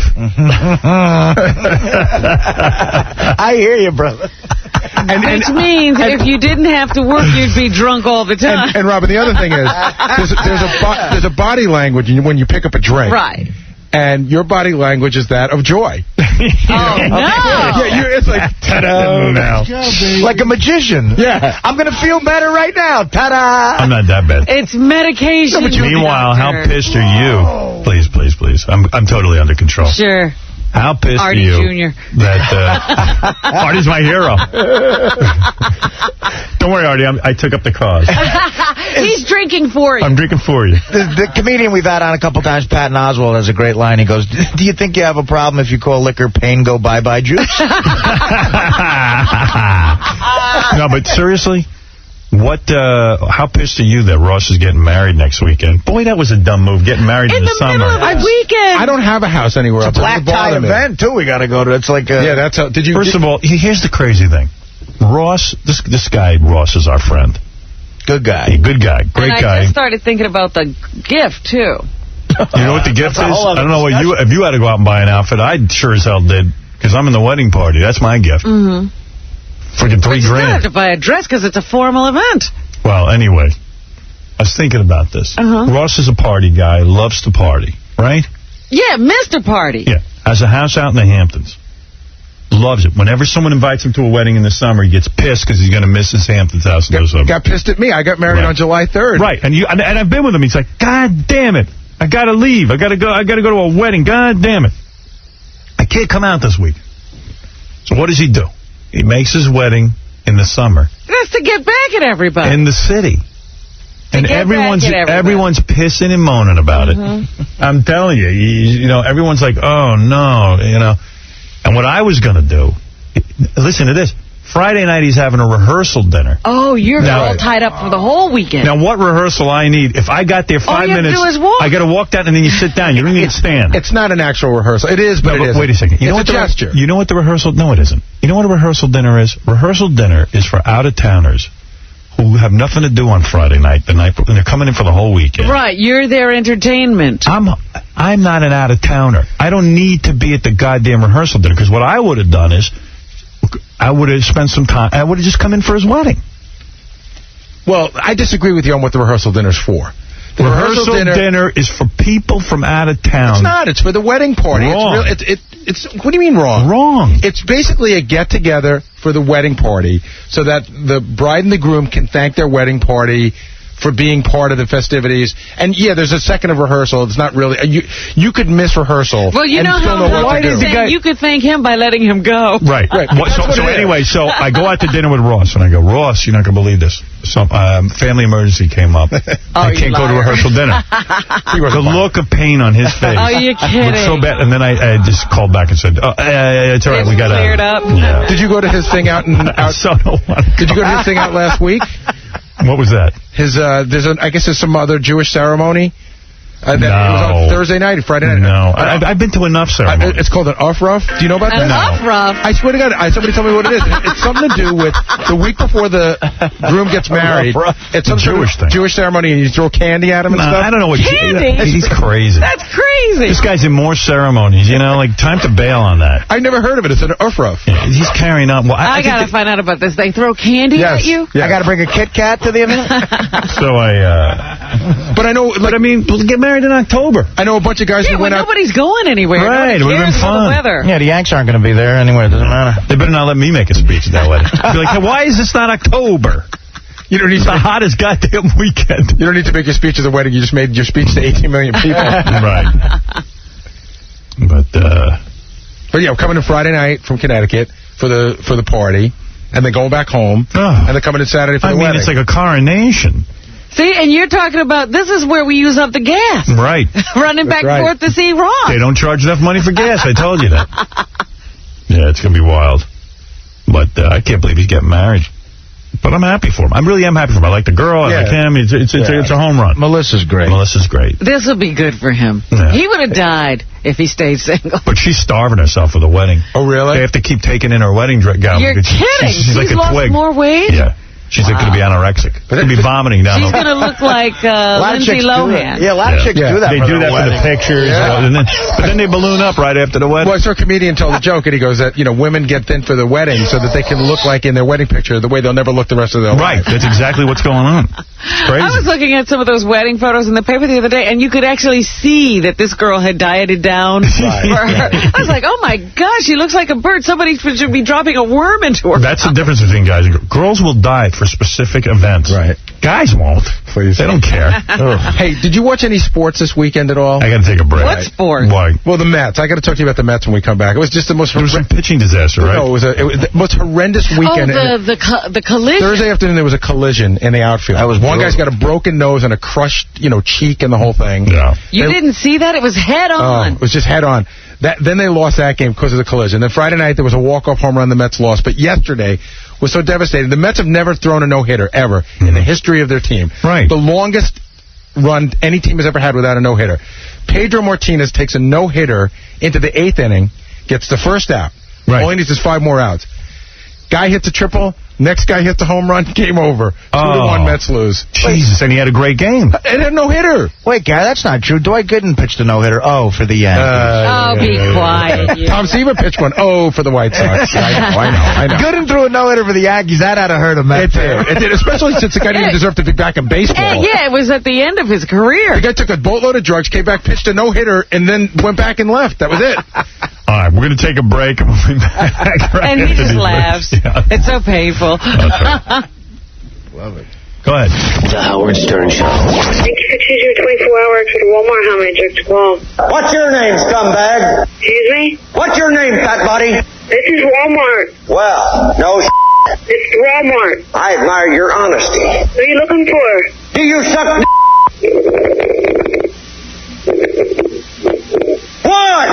2, 3. Well? What's your name, fat buddy? What's your name? Gomer Pyle. Oh, really? And how are you doing today? What have we got here? A comedian. What's the matter, sir? Do you suck Good evening, Frank. Speaking. May I help you, please? What's your name, scumbag? Who am I speaking to, sir? Gomer Pyle. Huh? Gomer Pyle. Okay, what can I do for you? Do you suck Okay. The Howard Stern Show. So sexy, Kelly Ripa talks about Howard Stern. I got to see Howard Stern in person, who I've never seen before. Oh, yeah? Did you go up and say hello, Howard? He sat right behind us. He was lovely. He was really a lot of fun. A lot of fun guy. Yeah. I'm a real fun guy. Fun sitting behind. I have no idea how much fun I am. I realize I'm not fun. When did that occur to you? The only time I'm fun is when I'm here. I got this guy, I got a woman on the phone, Denise Foley. Is it Dennis Foley or Denise Foley? Damn, I don't know who I got. Who do we have on the phone? Denise?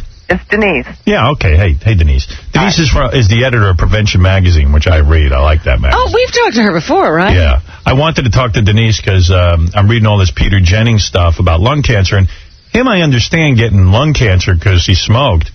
But the thing that pisses me off is this Dana Reeve story that she would get cancer. She never smoked a cigarette. And I don't think she smoked weed, did she? I don't know. Denise. Yeah. You're the Are you awake? Are you awake? I'm awake. Sorry. Denise, why would Dana Reeve... Now, explain this. Explain why your God gave Dana Reeve cancer of the lungs. Yeah, it really is. It's like a bad dream, isn't it? If I were queen, it wouldn't have happened, but it's a horrible thing. And I didn't really understand what had happened with her either until I started reading about it.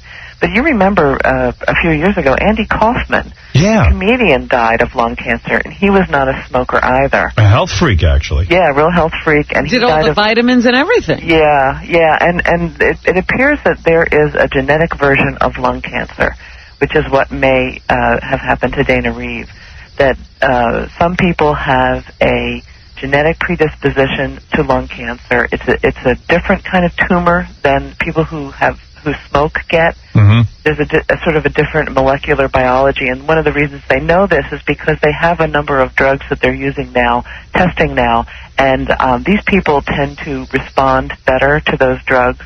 So they're pretty clear it's a different kind of a tumor. Is it less deadly than the smoker's cancer?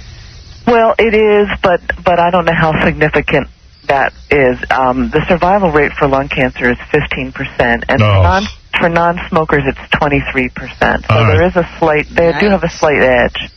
I wonder if you eat a real healthy diet and stuff, if that could help. No, that's what she's saying, that there's a genetic predisposition. It could be an environmental factors. It could be any number of things that trigger it.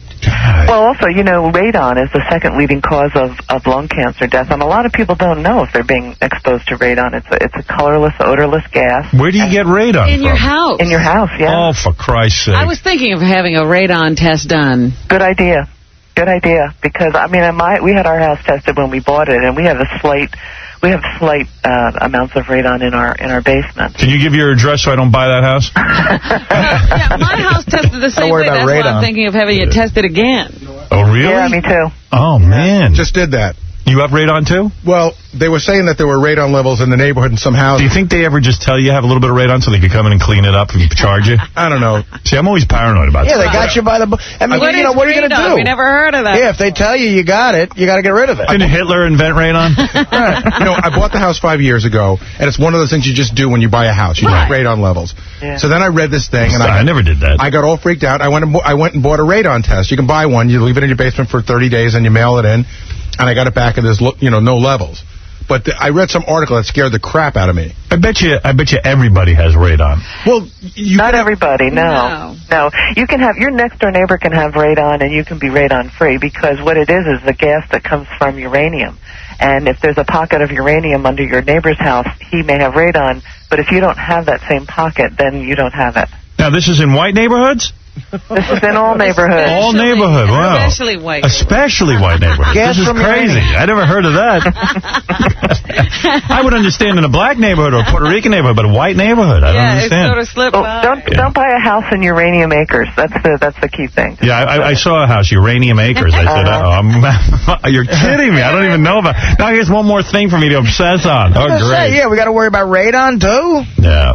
Oh, my God, I didn't know any of this. Well, you're so far from a basement, you don't have to worry. Maybe Dana Reeve is living near radon. Well, she could have a radon situation going. Her husband was from Krypton. That's right. You think about it. Wow, you know what? You're teaching me crap, Denise. Yeah, I know. It's like scary. I have such an empty head that you can teach me almost anything. Anytime you hear something, you're likely to learn. I'm so void of information that literally anything you say is fascinating to me. Fill up my empty head. You get scared, you call me.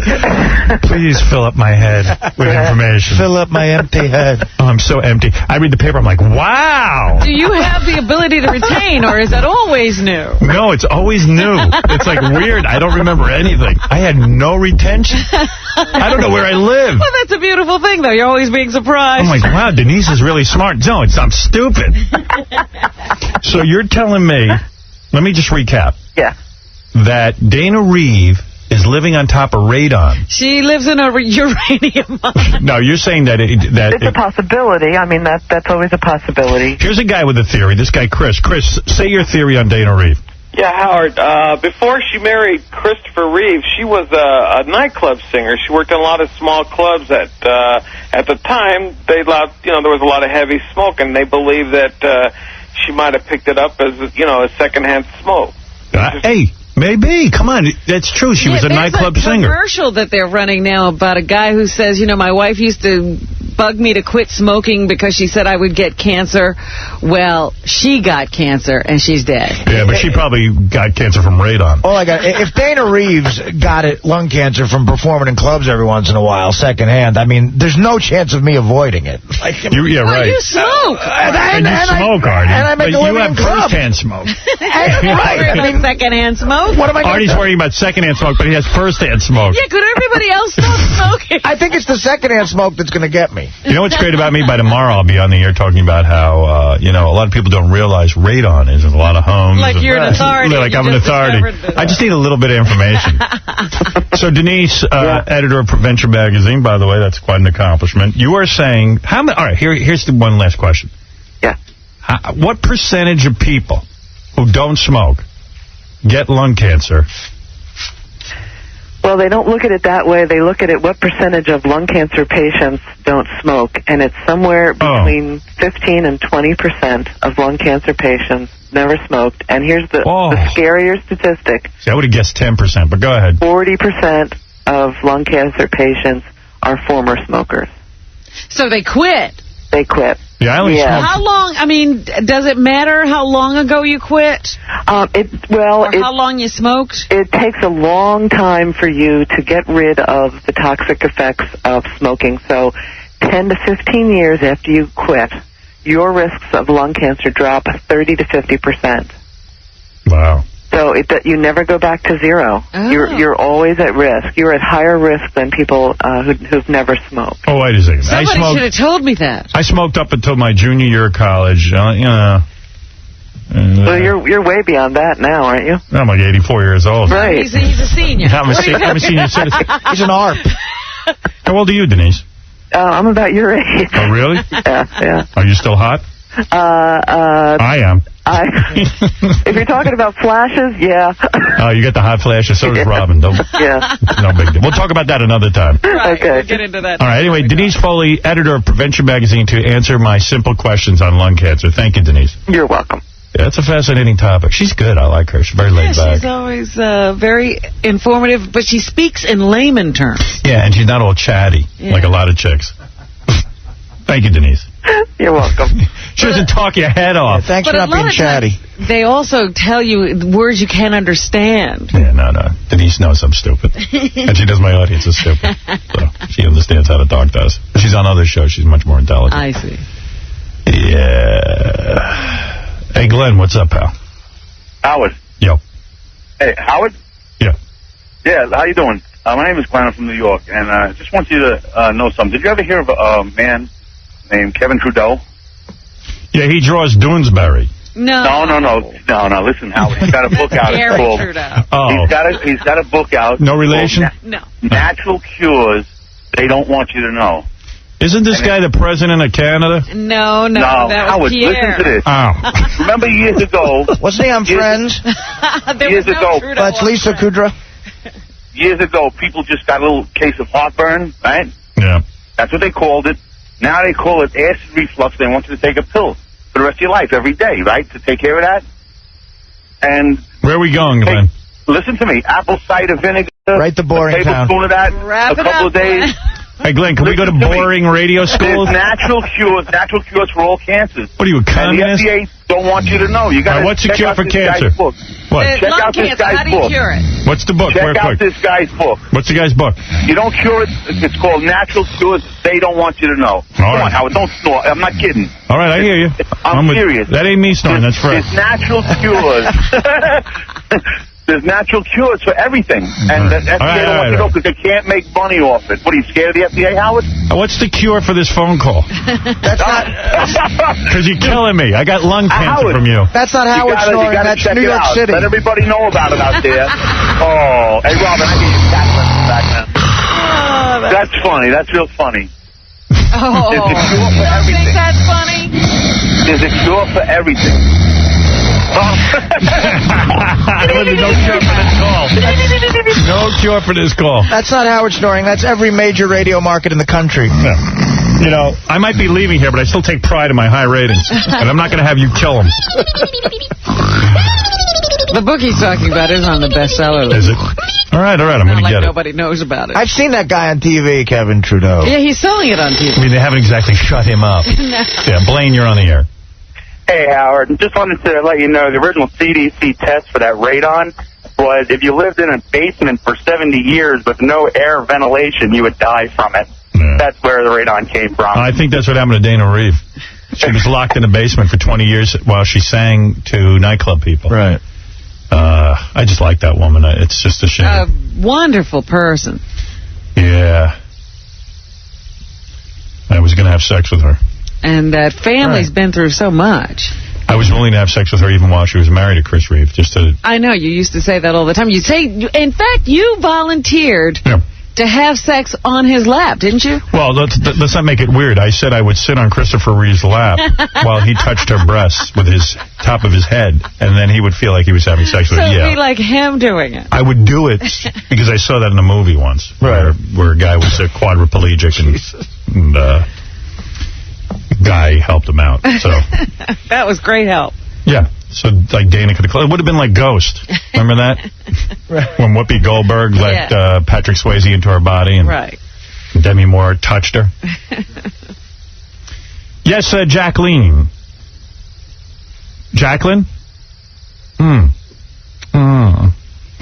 Oh. Glenn, you're on the air. We got the interim beauty pageant next. Glenn, you're on the air. Stern. Hey, brother. Yo, I just wanted to tell you, I think ecstasy should be legal. Okay. Thank you. Hey, I'm with you. I think all drugs should be legal. Yeah. Did you ever try E? No, it's one of the few drugs I've never experienced. Well, I'm 40 years old, right? There you go. I always love it when a 40-year-old drug addict calls it. Listen, I'm 40 years old. I never did coke, crank, nothing. Right? Never tried pot, anything. No. I tried to eat it. I tried to eat this weekend with a couple friends. Holy Christ, it's the best thing that's ever been invented. Oh, God. Dude, like, maybe they could make, like, smaller or doses of it and legalize it. And then the guys that I dropped to eat with, well, there was guys and girls there, but they, What'd you want to do, like, touch everyone and be friends with everyone? Yeah, you just want to tell everybody, like, they're the, best-looking thing in the world, and you're my best friend, and... I know. It makes everybody act like a fag. It makes you annoying. It makes you lie uncontrollably. It makes you annoying. Right, it does. Listen, that's what it does. I told them numerous times. I said numerous times, just tell me to shut up. If you know what I mean. It does make you run your mouth. You get diarrhea. Yeah. But did you ever try it? Like, you're pretty honest about your drug use. No, I've never tried it. I've done it. Yeah, Artie's done it, but he didn't like it. You should do it on the air one day and see. Artie didn't like it? It wasn't, I don't know, it was more weird to me than like, happy. Yeah, Artie doesn't want to be happy. I was Artie wants to go into a stupor. Right. Hey, anyone besides me spend all weekend singing the Beetlejuice song? I did. I didn't. I did. Oh, my God. I thought my girlfriend was going to go nuts. I could not get it out of my head.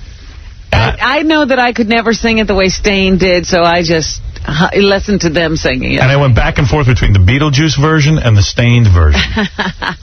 This is Beetle, he's as bad as can, and he knows he's the best. And I could not get it out of my head. Yeah, I was singing it quite a bit. I got to go to a break, so... That Stain version is haunting. It means something completely different. Maybe I'm nuts, but I think they could have a hit with that. I swear, I think it's good. You got the Beetlejuice song version, Fred? You have both. No. Oh, okay. I got the Beetle. This is Beetle, is as bad as can, and he knows he's the best. This is Beetle, he's as bad as can, and he knows he's the best. He's big and he's strong, and he knows he's better, and he knows what he gets. He knows what he's on. I love that. He knows what he has. He knows what he gets. He gets better. And he's a tough guy. That's my favorite line. He knows the best. He's a tough guy. I can.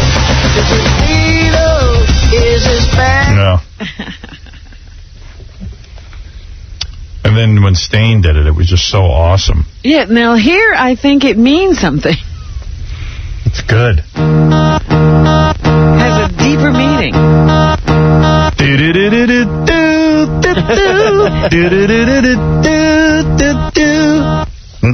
Seems like this thing's jammed. Was that what was going on there? Yeah, it's on a loop. I was going to play the Beetlejuice song by Stain, but It's dead. See if I can get it going. Wow, this thing's screwed up. There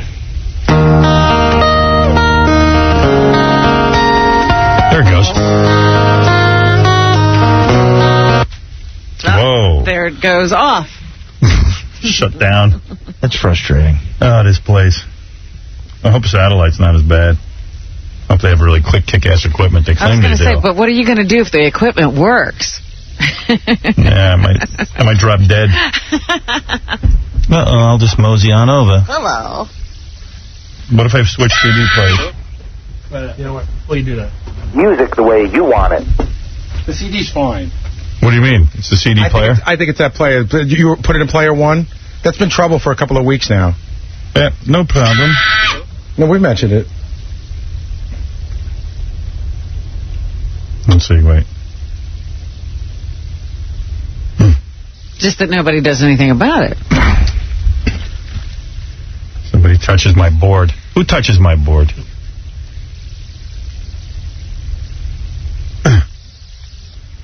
How come I can't do a flawless show? Why is it my curse? Wow. That is so great. Wow. Wow. Wow. Wow, wow, wow. Wow, wow, wow, wow, wow, wow, wow, wow. Wow. I know why it didn't work. You guys, when you take my CD player and you put it into tape, you got to put it back into CD player. Who's doing that, Lewis?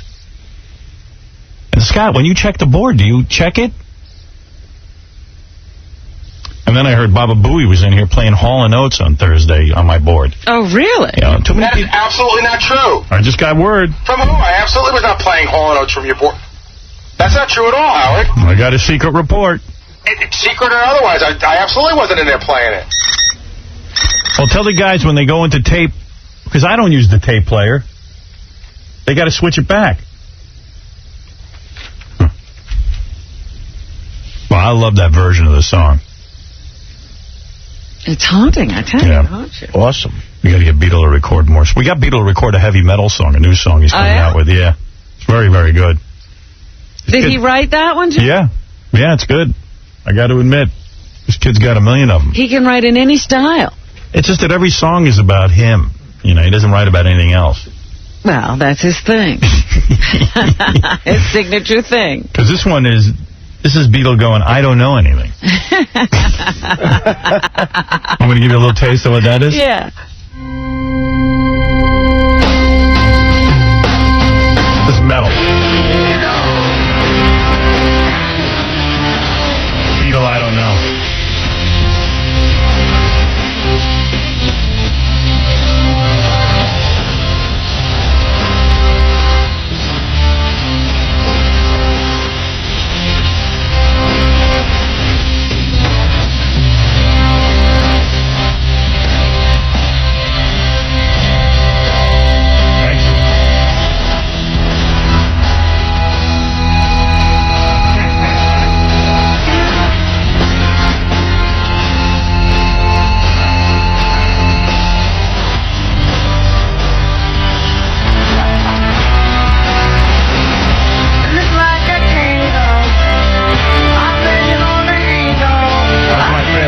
I look like a tango? No, I look like a kango, but I'm getting the hango. He's out there, man.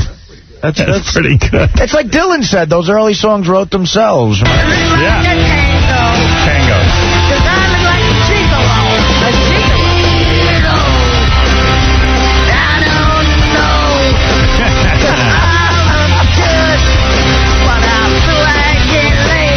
Beatle, I don't know, but I look good. Oh, because I couldn't understand the words at first. He admits he doesn't know anything. Yeah. I don't know, but I look good. And I get laid. And I'm trying to get laid. I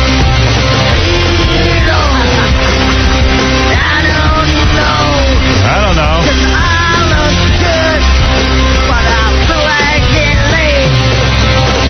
But I try to get laid? That's amazing. Hey, Regis, you're on the air. Hey, what's up, Howard? Hey, now. Hey, I don't even like Stained at all, but I think that Beatles song is great. It rocks. It's hilarious. Yeah, it's good. Those guys are good guys. I know, it's a funny song. I couldn't get out of my head all weekend either, so you're not as crazy as you see. Yeah, I was going nuts from that song. All right, hey, listen, I got to take a break. We come back and do the intern beauty pageant. We got hot interns. You know. Is it the end of the intern cycle? Yeah, my cousin went back. My cousin was interning here. Yeah. And he went back Thursday. When I was saying something to him on Thursday, he said, this is my last day. I was shocked. He was a good kid. Told him I felt bad I didn't hang out with him more this summer, but I was too busy. I bought weed from him a couple of times. So there you go. He was okay. That's a joke, by the way. Yeah, no, he's a straight arrow kid. Right. He's actually going places. Good for him. Yeah. He wants to be a lawyer. I said, it's a shame. What a waste of money. Maybe he'll be a good one. Well, the good ones can do some good, you know. Yeah. How are you supposed to know which ones are good? Lawyers they're rough. Well, I meant, not the kind that are chasing ambulances. If I was president, man, I'd change all the laws. Number one law for lawyers, you file a frivolous lawsuit, and the judge says it's frivolous, you pay. That's right. You pay the legal fees for the other person. Let's stop all frivolous lawsuits. Guess how long you're going to last as president? I know, they'll take me out. Right. Number two, I don't even need number two. Number one will take care of everything. It's the only issue. Yeah. It'll be awesome. Number two, lawyers would no longer be allowed to work on contingency. That would really wipe them out. The reason there's so many frivolous lawsuits is because they all work on contingency. They just file them. They hope to get a third of the money. Right. You get a client, she doesn't pay, or he doesn't pay. You wait until the settlement, then you take so every 35% of it. Every wacko goes into the lawyer's office and says, look, I'm not sure exactly what happened to me, but let's figure out. There's got to be something in my life. It happened to me at a big company, though. All right. We'll take a third. I got all charged up this weekend. I was talking to the dudes at Satellite. My channel actually goes up in September. Oh, yeah? No kidding. You'll be able to find it on there? Yeah, I might put some stuff. I mean, I can't actually go on, but other people can. Right. Well, I just know that, because they did put up the Martha Stewart channel, and they, they just had, little messages from Martha on there. Yeah, I'm going to do a little more than messages. Well, I'm not me. I can't do. While I'm in the contract here, I work here. But. Right. But they were just holding the space. This is where you'll find Martha. Well, what I found out in Satellite is only 2 times a year they can add new channels. Is that like when the space shuttle can't land because there's no window? It's a very complicated thing, evidently. Yeah, to actually create the channel. And they do it 2 times a year, so in order to get ready, they got to put ours up. Mm-hmm. But I'm thinking it can be put to good use. I got a couple of very freakish ideas. All right. Yeah. Let Beatles sing. Yes. No, that's one of them. Yes. They're actually sending strippers up into space to work on our satellite. But you could be a guest, couldn't you? I'm not even going to go there with that. That's interesting. I'll wait. But other people can do stuff. I got to take a break, and then we got to get the interns in here. We're going to get them in here, ask them some questions. They're going to perform. Hey, now. Little song. Looking forward to this. Yeah.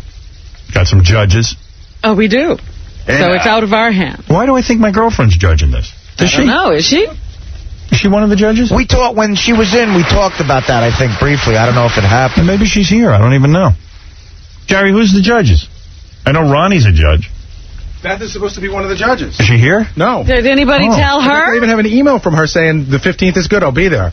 Oh, yeah. She must have forgotten. Maybe she forgot. I left her a voicemail. Oh, wow. When? I know she must have forgotten because she would have said something to you or something to Ronnie. Yeah, she would have said to me, I'll see you later. Oh, dear. Yay! But I swear to you, I have an email. I believe it. She said she was going to judge the intern beauty pageant. Maybe after what you did last night in bed, she got scared. Yeah, she doesn't want to be around me.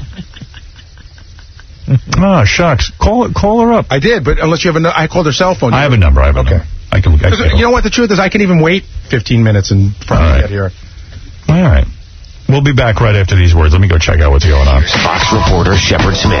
J-Lo's new song, Jenny from the Block, all about Lopez roots, about how she's still a neighborhood gal at heart. But folks from that street in New York, the Bronx section, sound more likely to give her a curb job than a blow job or block party. The New York Post, we're sorry about that slip up there. I have no idea how that happened. But it won't happen again. And that's your news. Howard Stern Show. This is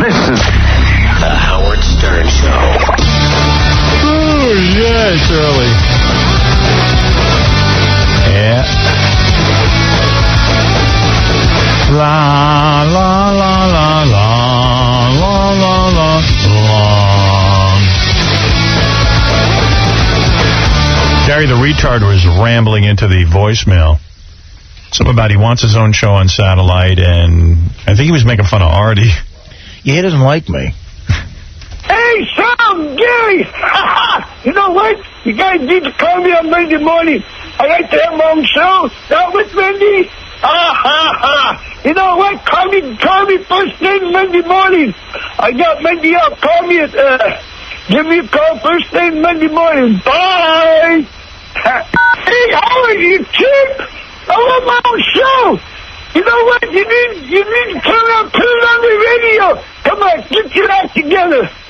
You know what? You need to get me on the Howard Stern as soon as possible, Howard. You know what? You don't need to sit and play around with yourself. At the station, God dang it. Tommy, quit playing yourself behind the desk, God damn it. God, this wanna have fun. What's he saying? What's he on? What's going on? It sounds like he's like coked up or something. Or ecstasy or something.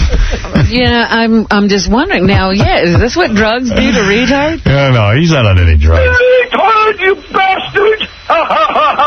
You know what, you little bastard? Put this on the air. All these are retards. Sounds extra retarded. Now, is he calling over the weekend? Yeah. He's calling me retarded. You imagine the balls on this guy. I didn't even get his eyes straightened out the Howard Stern show, you retard! Get your together, Artie! Yeah, Artie.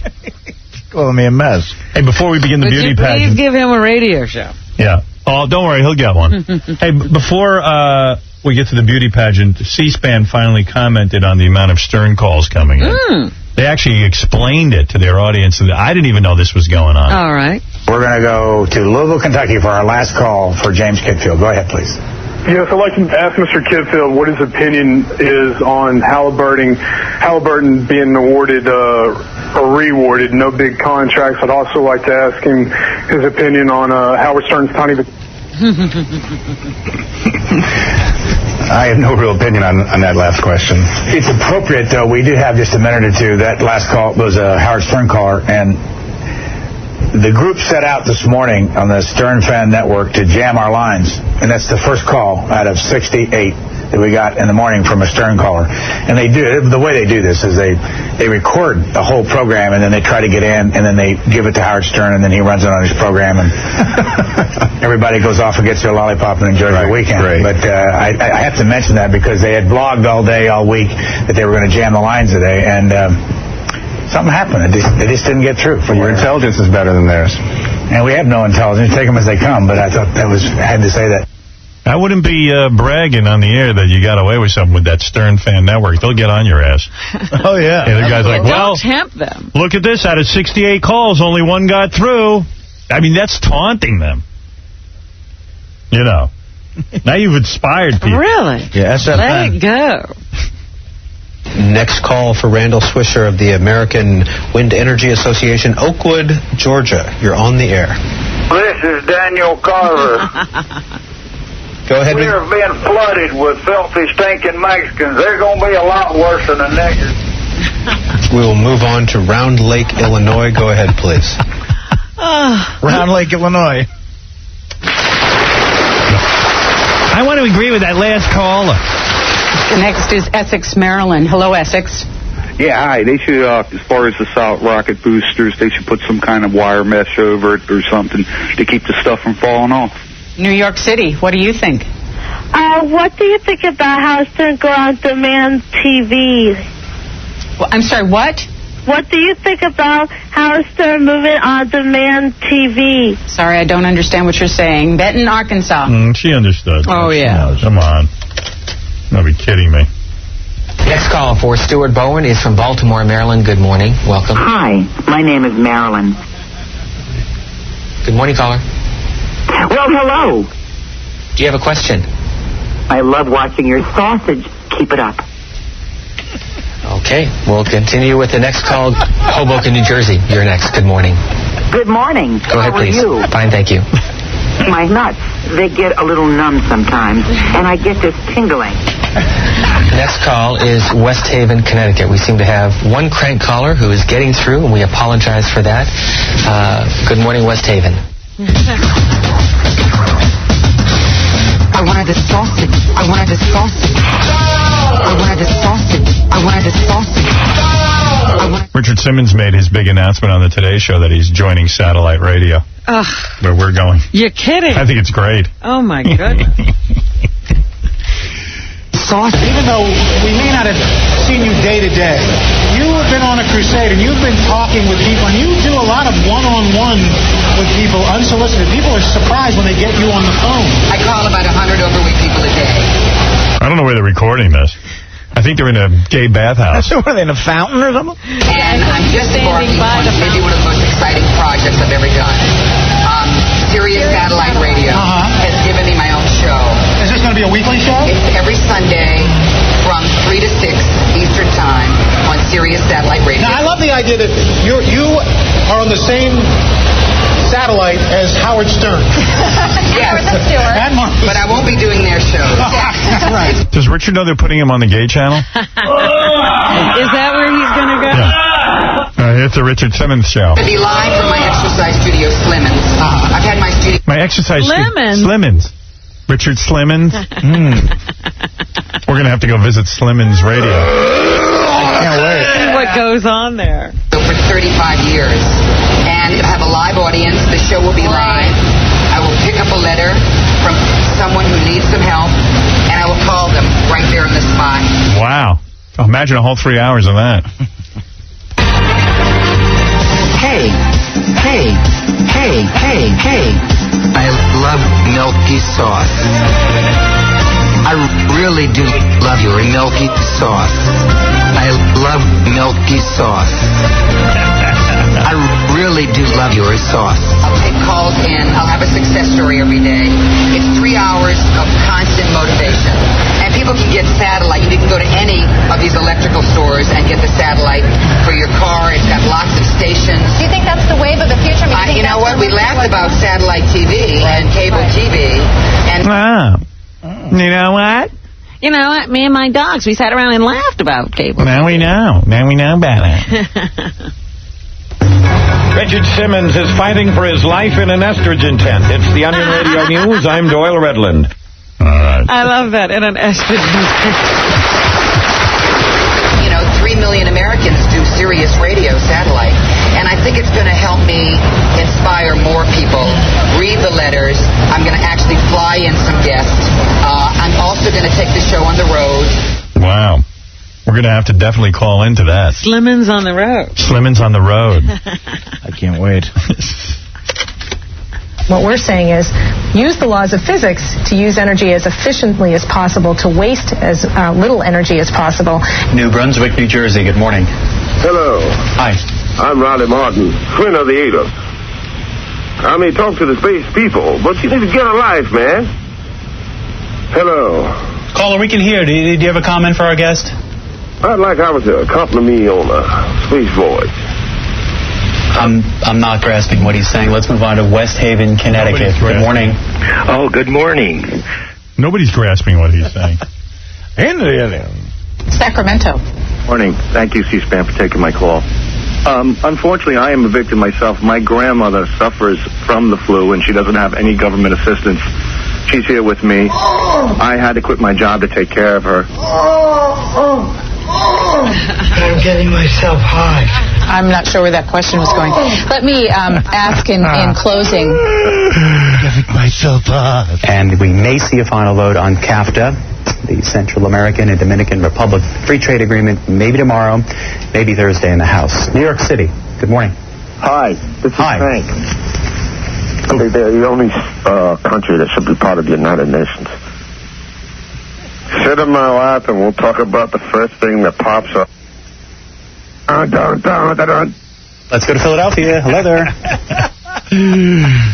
Anyway, so there's a lot going on in C-SPAN. And now a reason to watch and listen. Oh, man. Hey, how about Paris Hilton? Did you read about this? she got sick. She doesn't like her dog Tinkerbell anymore. I was going to talk to you about this. You know, being a dog enthusiast, I was like, what do you think of a person getting rid of their dog? I think maybe that's the worst thing a human being could do. It's like she has this dog Tinkerbell, which is a Chihuahua. She gave it to her parents because she wants to get a littler one. Yeah, she doesn't like them to grow too large, but it could be that she's just feeding the dog too much. Well, they say that. But she could be responsible for the dog being too big. Exactly. Okay, before we get to the intern beauty pageant, I got to play you this one last thing. This is a report from Good Morning America. Shaquille O'Neal, I had no idea, is now a police officer of some kind. Well, he's always had a love for the police and said he wanted to be one if he wasn't going to be a basketball player. And now I know why there's so many pedophile incidents. Why? What happened? Shaquille's in charge of catching pedophiles on the internet. You got to hear this. This is the best thing ever. That's his assignment. Just check this out. Good luck. I heard this. I was laughing my ass off. On the court, he's virtually unstoppable. Off the court, Shaq is just as relentless, but this time taking on a very different kind of adversary, online pedophiles. We want to get these predators offline. It's very disturbing to see that anyone would want to harm a child, especially in a sexual manner. Very, very disturbing. Shaq's got that delivery that makes you feel really confident that we're on top of this. Well, he sounds like a go-getter, doesn't he? Yeah, we're going to go get these pedophiles. Online. While we're online. I'm conducting an investigation myself. I'm the president of pedophile catchers. I want to get these predators off your internet. The other guy who was really into this was Elvis Presley. Yeah, he was running around, too. So Elvis didn't have the internet, so he had to ride around in a fake police car. But he was trying to catch, I think, drug dealers. Yeah, well, they didn't have there wasn't this whole pedophile thing going on with the internet. So he would slap on a bubble on his car and pull up behind citizens and do citizens arrest. Please pull over. This is Officer Elvis. But he was also probably high. Yeah. I clocked you doing. Excuse me, officer. Why are you wearing a big cape and giant sunglasses? It's midnight. Because I'm Officer Elvis Presley. You ever heard of me? Yeah, I heard of you. I didn't know you were an officer. You're not licensed to give me a ticket. I'm giving you a citizen's arrest. Follow me to the patrol, to the police station. I want you to get in your car and follow me to the police station.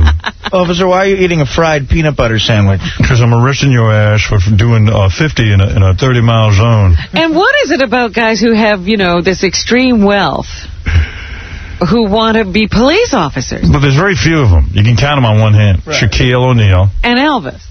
But tell me what that's all about. Officer Elvis, why are you wearing a cape? I'm wearing a cape because I'm high. I'm really stoned. What cape? National spokesman for a group called Safe Surfing, but he's more than just a figurehead. He's also a cop, a real cop, a trained reserve officer with the Bedford County Sheriff's Office in Virginia, working on a task force aimed at busting internet pedophiles. At a secret location near Roanoke, we found Shaq working a case, exchanging messages with a suspected sexual predator. I don't like to give up my secret, but I just come on and say hi, ask how old I am, and then they get... I don't like to give up... How old does he say he is? I like how he goes, I don't want to give up my secret. That's the whole idea, Shaq. Yeah, he has a special way of catching pedophiles. My name is Daphne. All right, I'm going to tell you my secret. First of all, do you think Shaq can type? No. Yeah. I'm sitting here in a miniskirt, no panties. I'm sitting here in a miniskirt and no panties, and I'm waiting for you. I'm a 13-year-old girl named Shaquila. Into it. 98% of the time was sexual. Right away. Immediately. The idea, he says, is to keep the dialogue going so the suspect sets up a meeting. I want to see what he's writing on. Come on, give us some of the stuff. I'm a 13-year-old girl with a size 29 foot. My shoe size is 29 and a half. I'm a 12-year-old girl who can dunk. I'm a 12-year-old girl with a black penis. An enormous black penis. I'm into black penis. Oh, really? Yeah. Once they want us to meet them in a certain location. He's actually on Good Morning America. You can hear the instant messaging going. Wait, the funny thing is, now, does he show up when the guy makes the date? Could you imagine you're a pedophile? You think a girl's going to show up in a Shaquille O'Neal? We will be there. An estimated 77 million kids go online. The FBI claims there is a 100% chance they will eventually meet an adult sexual predator in a chat room. 100%. Wow, that's high. Yeah, I mean, most of them are Shaq. He's typing away. I'm a 14-year-old cheerleader with enormous balls. Oops. Well, you know what? They won't have to worry about his spelling. You'd expect a 14-year-old not to spell very well. Yeah, right. I slipped up. There's, simple things. Don't give up personal information online. I play for the Miami Heat. If, you're having a conversation with the person starts to get nasty, sign off. And just, be smart and just use a lot of common sense. In addition to his work in Virginia, he's also a reserve police officer in Miami Beach and Los Angeles. What is a reserve police officer? I don't know. Shaq up to really pretty much running the entire police department. But a reserve police officer, the reserves of the Army, they get called up when the rest of the Army's taken up. When do you get to call Shaq? When the season's over. I am a 12-year-old girl who hates Kobe Bryant. Bad. You're not Shaquille O'Neal posing as a 12-year-old, are you? Yeah, no. Now that he said this, all predators are going to think they're all talking to Shaquille O'Neal. They'll start talking basketball. Why do you, as a 12-year-old girl, think the Heat should play in his own defense? Are you really a 12-year-old girl, or are you Shaq? Meet me in the woods. I'll be the 9-foot-tall 12-year-old girl. You discovered my secret. I was trying not to give it away. I am the size of a mighty oak tree. How will I recognize you? Look for my big, thick legs and size 29 feet. Oh, man. I want to get to the beauty pageant, but Dennis Rodman's on the phone calling in from China. Unexpected. What are you doing in China? Dennis, what are you doing in China? What's up, Howard? Hey, man, what are you doing in China, brother? I'm out here chilling, man. Just out here playing a little basketball, just hanging out. You're playing basketball in China. How you doing, Robin? They're probably playing. Hey, what are those Chinese behind you? Nah, man. Chinese bread. Where are you? Yeah, where are you? I'm in Shanghai. Yeah, you shanging any of those broads over there? Nah, man, they're too short. Put on a Chinese so I can put on a Chinese so I can understand that you're really there. Hold on. All right. You want to meet somebody that's Chinese? Yeah. Yeah. Yo, hey, Kim. His name is Kim. Hold on. Kim. Sun Yum Kim. Hello? China named Kim. Hello? Hello? Hi, Dennis wanted me to say some Chinese to you. Knowing it's out, but this is the pronunciation in Chinese, so... Hey, buddy, send me some beef and broccoli. That's what he expects me to see, All right. Ask him about General Chow. Hey, what is General Chow? Who is General Chow? I know, right? He's out here. While we here? Always a party with Dennis. Oh, yeah. Yeah. You want to talk to a girl while we here? Yeah, let me talk to one of them girls. Hey, come here. Maybe she'll know who General Chow is. Chinese. General Chow. Rodman's line. Hey, come here. Dennis. Hey, come here. Come here. Hey, honey. Hey. Hey, Mama Sa. Hey, Mama Sa. Me love you long time. I want to eat your Mugu Gai Pan.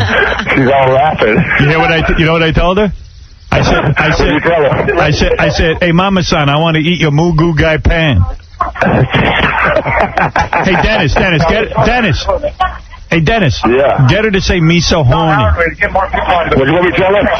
Make her say me so horny. Hey, me so horny. Hey, me so horny. Me so horny. Are you horny? They don't know what that means. You want some big frog?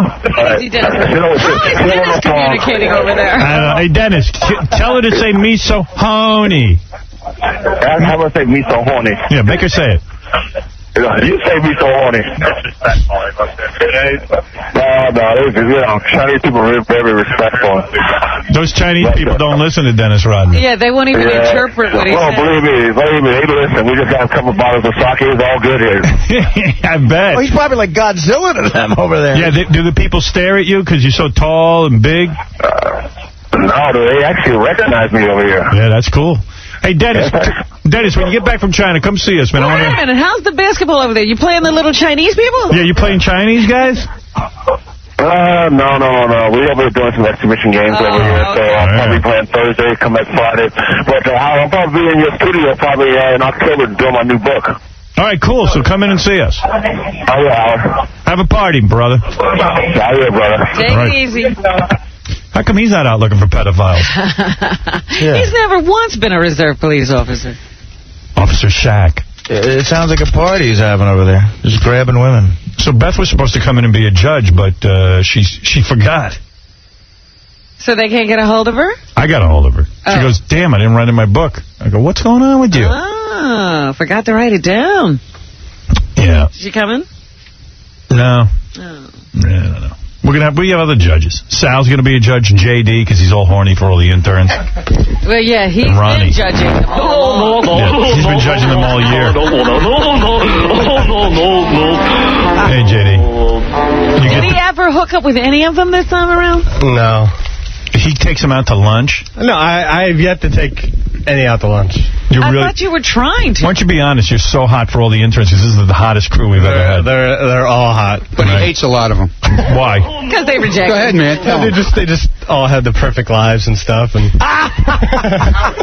perfect If you want to see how hot our interns are, the 4 girls competing, Kelly, Deandra, Claudia, and Stacy, are up there on the web right now on howardstern.com. Why are there only 4? Yeah, what happened to the rest of them? We just couldn't do more than 4. We had to cut it It gets too damn long, so Gary made got 4 and had to pick straws or something. Yeah.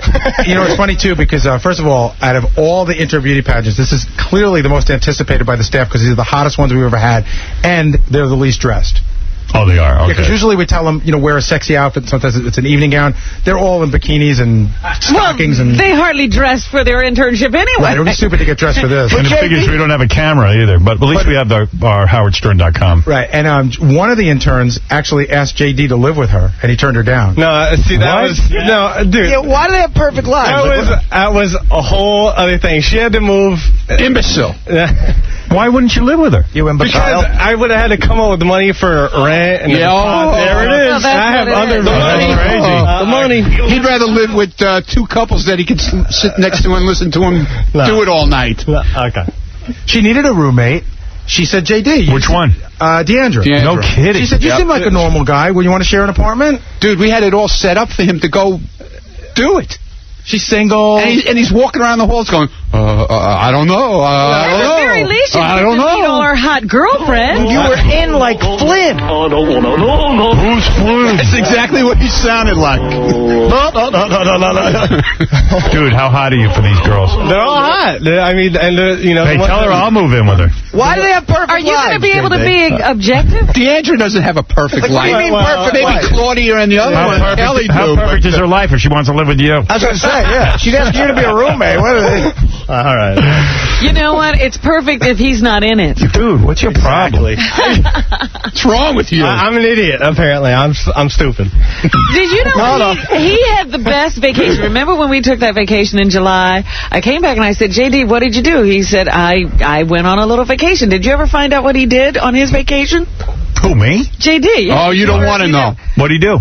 He took a tour of Hall of Fames. I did something with my dad. My dad wanted to do something. What's your dad think you're 7? I don't know. The Baseball Hall of Fame? You went to. You know what? Like the Baseball Hall of Fame, you mean?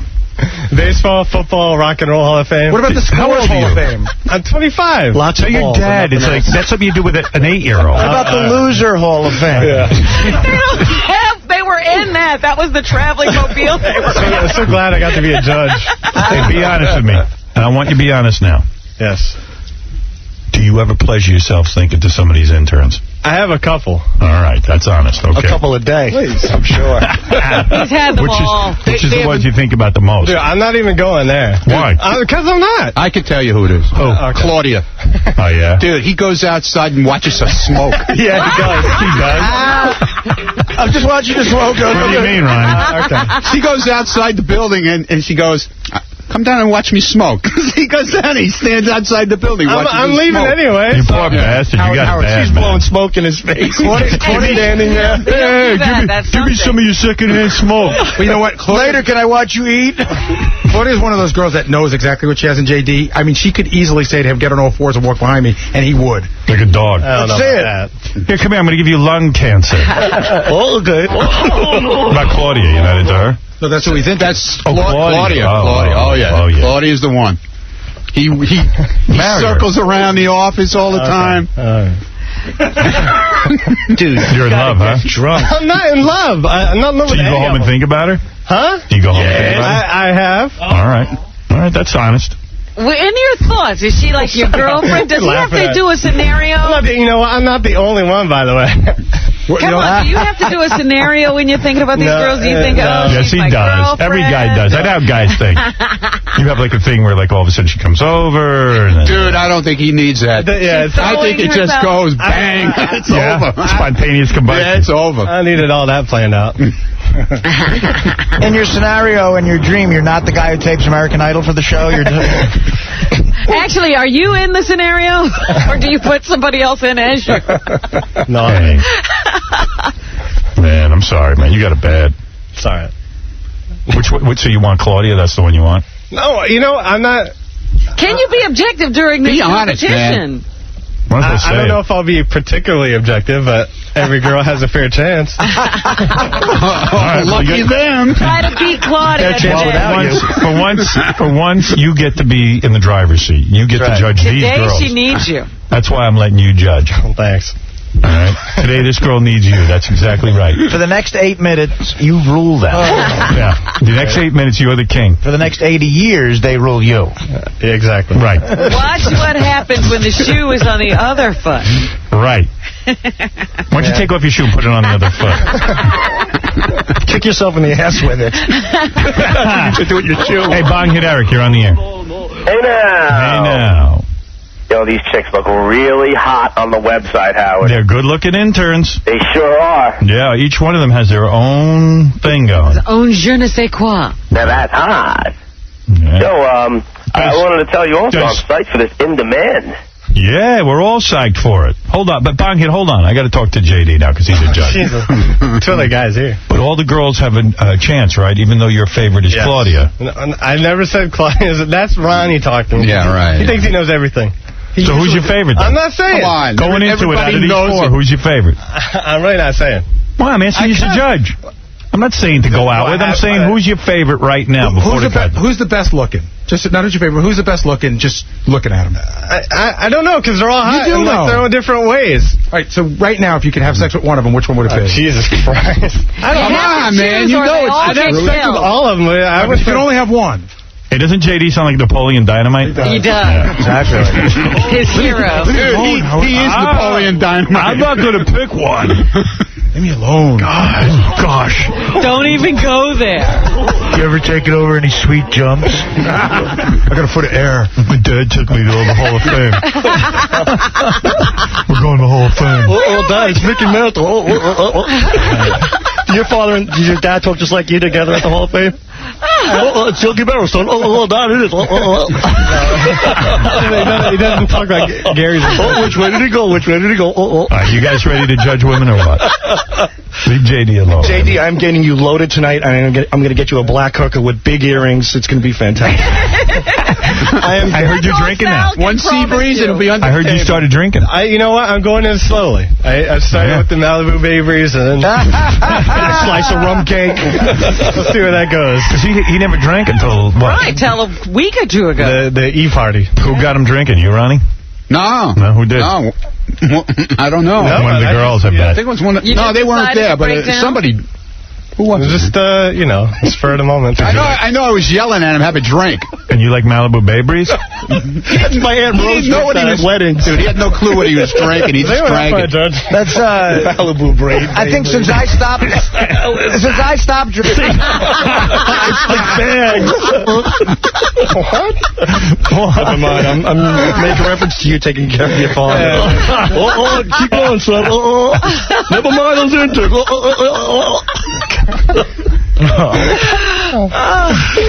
He didn't drink it, Howard. He nursed it for like an hour. He did. He wanted to savor every last lick. You're in front of a hot chick. You order, hold on, baby. Let me get you a Malibu Babies. I have a tell went to the Hall of Fame. My dad, he swings at me, ball in my mouth. But JD, you get to be king. King nothing. It's your lucky day. You get to be the king of these girls right now, man. One of them will win $2,500 based on your vote, Ronnie's vote, and Sal's vote. Those are the only three judges. You run their life right now. $2,500 grand prize. And don't give away your vote easily. Yeah. This is your chance, pal. Make them work for it. The way you have to work. Trim Spa providing the $2,500. Thank you, Trim Spa. That is really very nice of them. They're actually providing all the money. It's $2,500 for the grand prize. Second and third get $1,000 each. Wow. And fourth place gets $500. They put up all the money. Oh, yeah, nice. Trim Spa. And let me tell you, the grand prize is not only $2,500. The winner gets a 32-inch LG Electronic LCD TV, courtesy of Newegg.com. Nice. Which is, by the way, the best spot to buy high-tech gear on the web. And LG, great picture. And she gets a diamond stud earrings. That's nice, too. A diamond stud or whatever. two? Diamond stud earrings. Each ear. I'm sorry, I'm snotting so hard from laughing. Diamond stud earrings, courtesy of the Fidelity Diamond Importers of Paramus, New Jersey, our friends over at Fidelity. Second prize, $1,000 from Trim Spa. Yes. And that's third prize, $1,000 from Trim Spa. Fourth prize, $500 courtesy of Trim Spa. So everybody will get something. And then they're all getting MP3 players from Newegg.com and a Pajamagram gift certificate. And, oh, my God. And a gift certificate to StubHub. Well, what a nice prize. And tickets to every Hall of Fame in the country. My dad will take you. Who's our first girl? Kelly? Who's coming in first? You got the order there? I do not. Oh, I do. Kelly's coming in. Okay, here we go, Kelly. Come on in. This fabulous intern claims that she was allegedly hit on by Bob Saget, J.C. Chazé of NSYNC, and is stared at by Sal, the stockbroker. She's had a hot dream about Howard, thinks Beth O is hot, and finds porn to be a valuable learning tool. She hopes one day to be a general manager like Tom Giussano. What's up with that? Here's Kelly. So you intend to do a lot of golfing? Hope to be a general manager, but not like Tom Giussano. No, I want to have boobs instead of... You look beautiful. Thank you, Howard. She's, by the way, our most dressed intern. Yeah. JD, you're not a turn on by her? I am. She's hot. Oh, yeah. I only am out of the competition since JD has Hold on. I believe that Kelly is one of the girls that JD talks about when he says her life is perfect. Well, what's perfect about her life? Yeah, what's perfect? Yeah, what's perfect? Fill me in. She's hot. She's got the, she's like a popular girl in high school, whatever. She's got the. So, JD, if you were a popular girl in high school, you would have the perfect life? Kelly, do you drink Malibu Bay Breezes? Not since... He's behind. But, Kelly, you are very beautiful. Thank you, Everyone knows that, and you have a perfect figure. Thank you. JD does have a point. It does appear that you are, I'm sure in high school you were the most popular girl. Were you the prom queen? We didn't have prom queens, but, You were popular. I tried. Yeah. Did you have a boyfriend? You had a lot of friends. I got a boyfriend going into my senior year, and he's the only one I've been with. He's my first... Go ahead, Gary. She was jailbait when she met him, so he waited. Wow. He waited. Really? His birthday to have sex with her. I would wait. How old was he? Well, we met when he was 24. I was 17. Wow. Says your boyfriend's a DJ at Z100. Yes, he is. Wow. Nico. That's my boy. Nico or Nico? Nico with an N. Is it the guy I met? Yeah, we met at lunch. Yeah, right, I saw them at lunch. What shift does he have? He produces a night show from 6 to 10, and then he does overnights and weekends. And you're the girlfriend. I'm the boo. Right. See, Kelly's one of those girls, I think this is what rubs JD the wrong way. She goes out a lot at night. She meets a lot of celebrities. Comes They're back all with a lot of hitting on stories. her, yeah. Every day she comes in, she's gorgeous. She's having fun. So you're mad at her because she's gorgeous. I told him I'd take him out for a spin, but he's always like, I don't know. You can ignore him him right here. You don't have to take him out to it. Well, you better be nice to him right now because he is a judge. I love JD. We talk online. He messages me and talks to me late night. Guess what he's doing with his other hand? It's okay. It's okay. Do what you gotta do. You guys instant message back and forth? No, it's a website. There's like a website you send messages. It was like a Friendster. Virgin.com. What do you say to her? Friendster? It's like, what's up? What's up? Did you say what's up? You can ask her that here. We chat. What a rat. What did he talk to you about? He once sent me this long pole. He's like, I can't sleep. And Yeah, long pole. Sent me something and he messaged me. No, he said to you, I have a long pole. I have a long pole for you to fill out. My pole is long. Now, what is this? It says here that you had a hot dream about me. It was bizarre. It came out of nowhere. It would have to be bizarre, I'm sure. No, it was good. We were actually here and we were in the back, some random studio that doesn't exist. Yeah. And all I remember is the two of us were making out, and I was like, Howard, you're much bigger than you say on the air. What are you doing? Yes. And you're like, yes, I know. Are you talking about his nose or? No, we were not. I have a long pole for you. It was his pole. There is a sign in the office that says, I love Howard Stern really. I heart Howard Stern really. Who put that? Sal. That was mine. Sal, I love. Don't worry, I already investigated. It was Sal. Yes. You love to be tied up in bed, it says? I have a very overbearing personality, so I really like to have control. And for some reason, I just love feeling overpowered. Right. Giving not up even control. in bed, just, In life. Nico tie you down? No, I sometimes have to tie myself up, but, Right. I do what I can do. You say that you always catch Sal staring at your breasts in the office. I do. What is that? And I also saw him staring at my armpit, which I thought was really weird. We had a conversation. I should warn you that's a recurring theme today. And what? Sal staring? In fact, Howard, we took a poll of all the girls here, and I should let you know that the biggest perv in the office was a clear-cut unanimous winner. It was Sal. All the girls voted. And it should be. I haven't gotten any action in 10 years, so I would expect. And it says here that you love to watch porn. I think that's great. I think porn is so interesting. I wrote a term paper on it last semester about porn. I love it. Right. Now, what do you watch? Do you watch the girl on girl? Do you watch the guy girl? I mean, I don't watch porn all the time. I just think it's really interesting in their lifestyles. And I mean, I watch everything. There's no, I don't do gay porn just because. But the fetish stuff, Why not? Yeah. But you like other girls, though, right? You're considering doing Girls are beautiful. Right. Beautiful bodies. How'd you guys get any work done this semester with all these hot chicks? And very sexual hot chicks. I mean, Kelly's way hot. And the problem is I'm always the jerk in the office. I'm the one who has to tell them to stop talking because, she'll start talking to the other girl about doing girls and salads. And I'm like, okay, guys, stop. Yeah. Would you ever do porn? You wouldn't do porn. No. Right. Not with my parents, otherwise they'd kill me. What if they were dead? All right, somebody go knock off her parents. No. You say that Gary, Baba Booey, always tries to one-up people with his stories. That's true. That is true. You tell stories a lot. That's sort of a joke that she doesn't get because she always comes in with these stories. Yeah, and he always tries to one-up me. I'm sort of goofing on her coming in with these elaborate stories of every celebrity she's ever met. Yeah, but even when I'm not telling stories, you're go on a rampage about, going to dinner with people. I'm like... You still there? Are you ready to sing your song? I suppose. All right. Gary's armpits are soaked. Yeah, Gary, what's up? It's hot here. But they're soaked up at his shoulder. Yeah, I mean, man. I don't know. You look like Bill Maher in his HBO special. What's happening? What's going on? I'm hot today. I don't know why. Yeah, well, maybe it's the way the girls are dressed. Yeah, that's it. Oh, you haven't seen the others. You're wearing a little mini skirt. She's showing a little bra. You're showing a little bit of bra. We can see you on howardstern.com. You want to see a little bit of stomach? How can you do that? Oh, well, hey, listen, I mean, that's your thing. But why don't you do your song for us? Okay, here we go.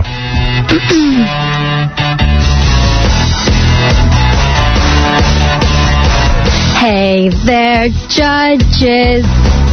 My name's Kelly. The other interns, they're all smelly. Vote for me. Vote for me.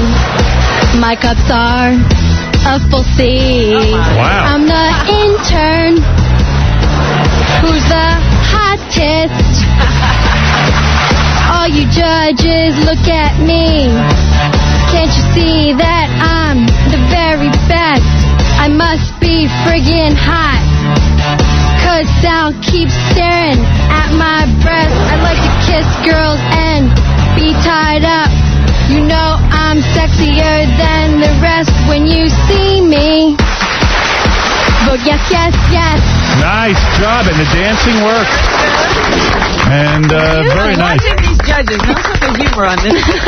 JD's tough. He's like a stone. JD doesn't even crack a smile. He's angry. What the hell? He's angry. Look at those faces. All right, I'm going to let JD vote first on a scale of 1 to 10. I want you... Yeah, what is it, Gary? Are we going to ask him any questions? I thought we asked a lot of questions. We interviewed her long time. JD, now personality, looks, and talent.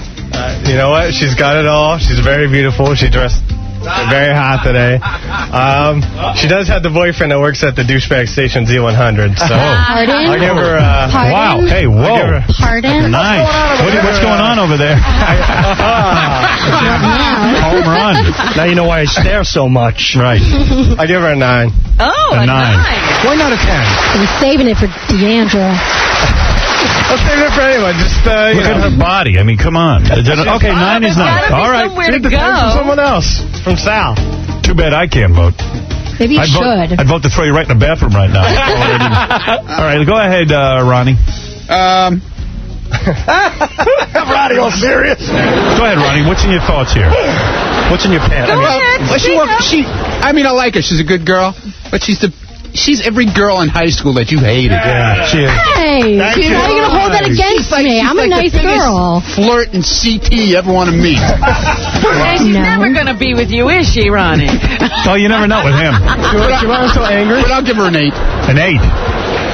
Our relationship's over, Ronnie. Personally, I would have given you a 10. And Sal? I think you should vote. You're damn right, but I can't. Go ahead, Sal. All right, you got a 9, you got an 8. Here comes perverted Sal. What would you do for a 10? Sal, we already had this discussion. Are you forgetting? No, forget about that. I'm married. It's not going to happen. No, believe me. I'll tell you what. She's wearing a skirt. Look at her. She looks beautiful. She has a thong underneath the skirt. No, it's actually Brazilian. Okay. Keep the skirt on. No, I don't want you undressing. I'm not saying that. No. I'm not letting she has the skirt on. If she hands me what's underneath the skirt, you get a 10. Sal, where do you come from? All right. Who are you? Okay, here you go. Sal, give her a score now. To all the guys who got rejected in high school, I give you a 4. A 4? I can't believe you. Wow. That's anger. That's ridiculous. That's ridiculous. You had your shot. Wow. That's all right. not a real A vote. 9, an 8, and a 4. Well, what are you going to do? Who's keeping score? That is anger right Not there. me. I'm pissed. That hurts. Well, beautiful Kelly, I think you're a 10 all around, Thank you, and I love you to death. Thank that you. guy at Z100 is very lucky. Thanks. I mean, why you would go out with a top 40 DJ is beyond my Who comprehension. calls himself Nico? That's his name. Nico. You call yourself Robin. He made that up. That's not his What do you weigh? Seriously, your body's about as perfect as it I'm gets. 120. 120? Yeah. I wouldn't even guess that. How tall are you? 5'5". 5'5". Perfect body, perfect everything. Go ahead. Be happy with that. Perfect life. Howard, can I change my... Howard, I feel bad. Can I change my score? No, it's locked in. Howard! I was going to give her a 3. Don't let him. I know where he's headed. Oh. All right, so Keep your 4. these girls are fighting for a $2,500 grand prize for the intern beauty pageant, courtesy of Trim Spa. I got to take a break. We have 3 more interns coming up. This is a very intense And you hear contest. the judging is very, very tough. 3 angry judges. Bring in the meat now. I got to drive over to Z100 and punch Nico in the face. JD, boy, I didn't know you were instant messaging her. I want you to be honest right now. I want you to be honest. When you've instant messaged her, and I think she's one of the most beautiful women. No. I've never Have you ever pleasured yourself? No. Are you lying? Say swear on the Lord Jesus Christ. Jesus Christ. Do you swear? Do you swear? On your father. I swear to Jesus Christ. I swear on your father's life you never pleasured yourself to her. My father's life, like in total? Swear on the Baseball Hall of Fame. In total. Not when we were talking online or anything. All right, but you pleasured yourself to her. I might have. It's possible. All right. Hey, I bet after 2 Malibu Bay Breezes we'll get the truth out of you. By the way, I got vodka back here. I noticed right away that J.D. caved. He's not a tough judge. He's a very easy judge. I'm sorry, dude. That one girl, Robin. Let's come back right after these words. Next! Beauty pageant where sweet, innocent college girls parade around in skimpy outfits while dopey judges who couldn't get laid in high school cast their votes for who's the most beautiful.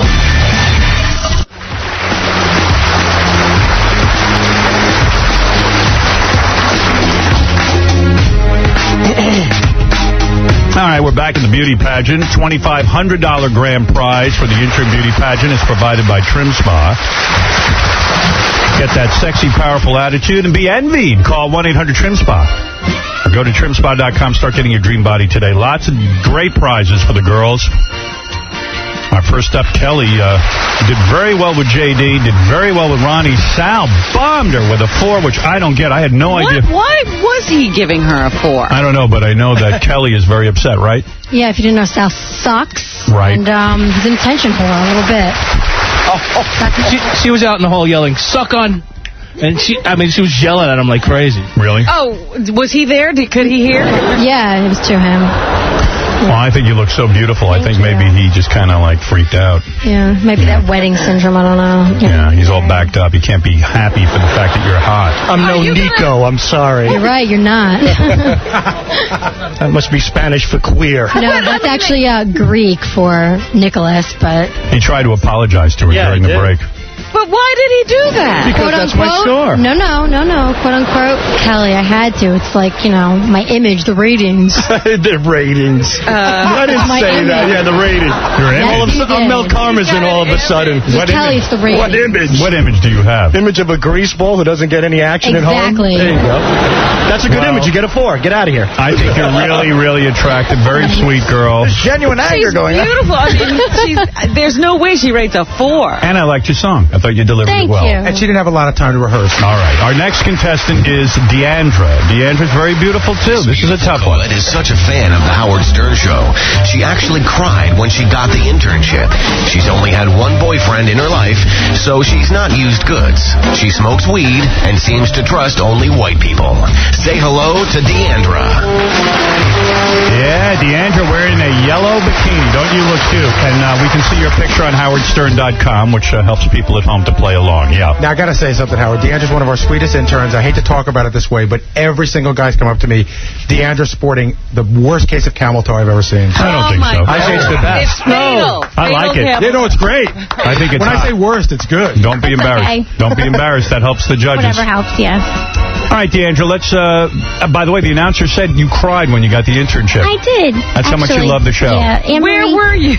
It was my interview with Anne-Marie, and I've honestly wanted to do this internship since I knew what an internship was. Right. And unfortunately, my school wouldn't allow me to do an internship until I was officially a senior. Right. So... You waited and waited. Oh, my goodness. It was just, really nerve-wracking. I actually got in touch with her, a semester too soon, so I thought I was going to lose, my contacts. And when I finally made it here, and she was just so nice, and she was like, "You're hired," and I had a tear come down my eye. I was like, and you are so cute, and you're the cutie pie who wanted to live with J.D., right? I asked sexy. him. What is wrong with you? Idiot. Really? What's wrong with you? What? Nothing. Tell me what you were thinking. No, tell me what you were thinking. I was thinking, I have, you have what? I would have to come up with all this money for the first month's rent and all this. It was last minute. It was completely last minute.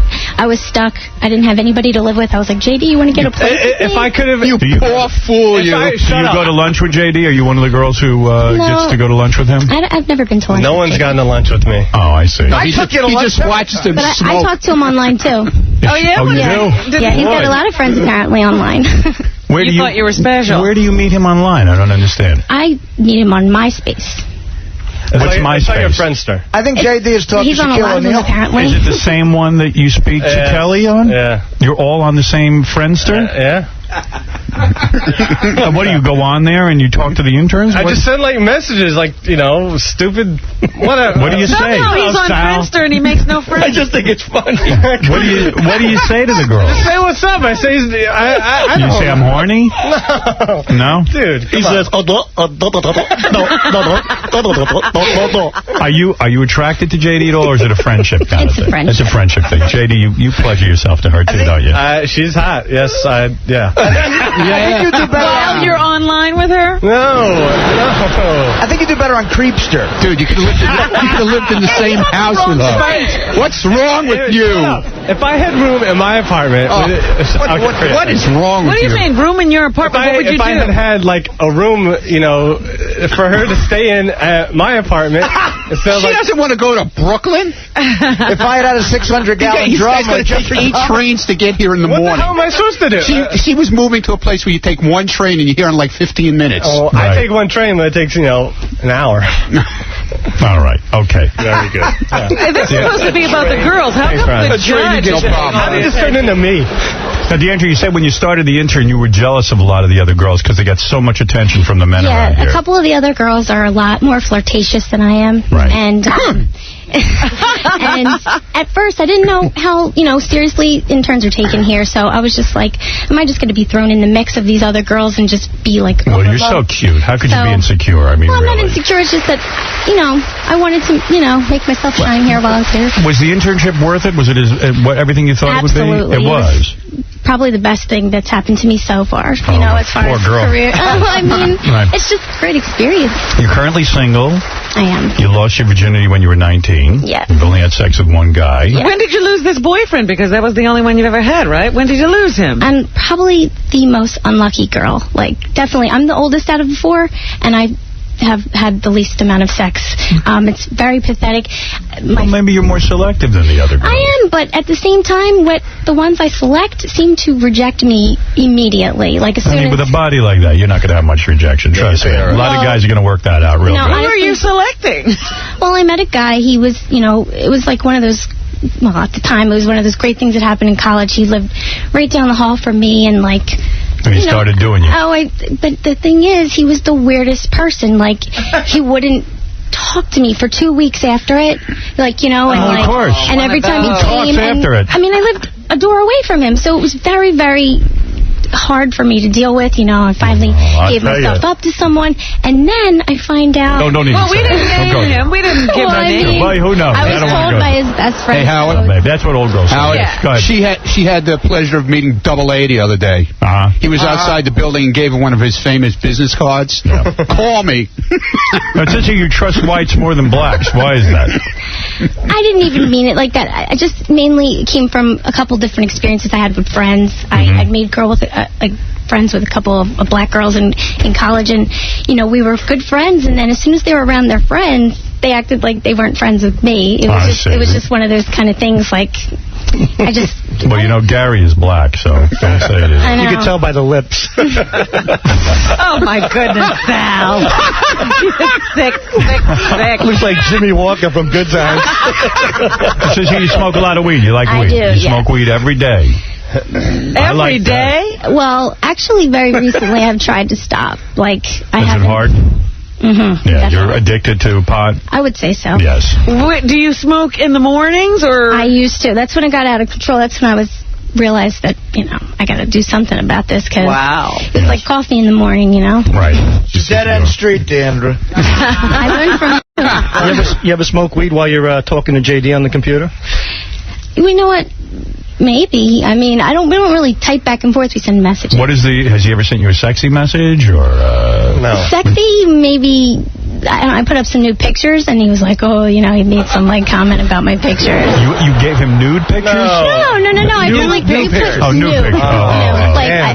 He, checks it all the time, so, he notices when things, wow, are different. JD. Are you a very lonely guy, JD? Be honest. Do what? Are you very lonely? Is that why you're on Friendster all the time? I probably am, sure. Yeah. Who knew? I'm not the only one. This is what he was doing when he left work.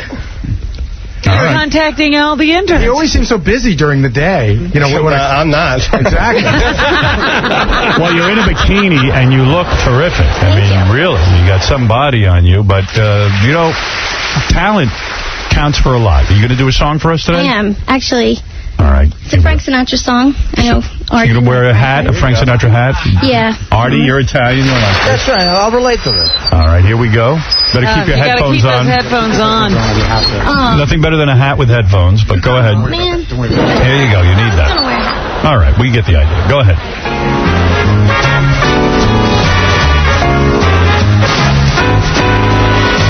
Look at my sweet young behind. There you go. It is so ripe and so fine. Absolutely. I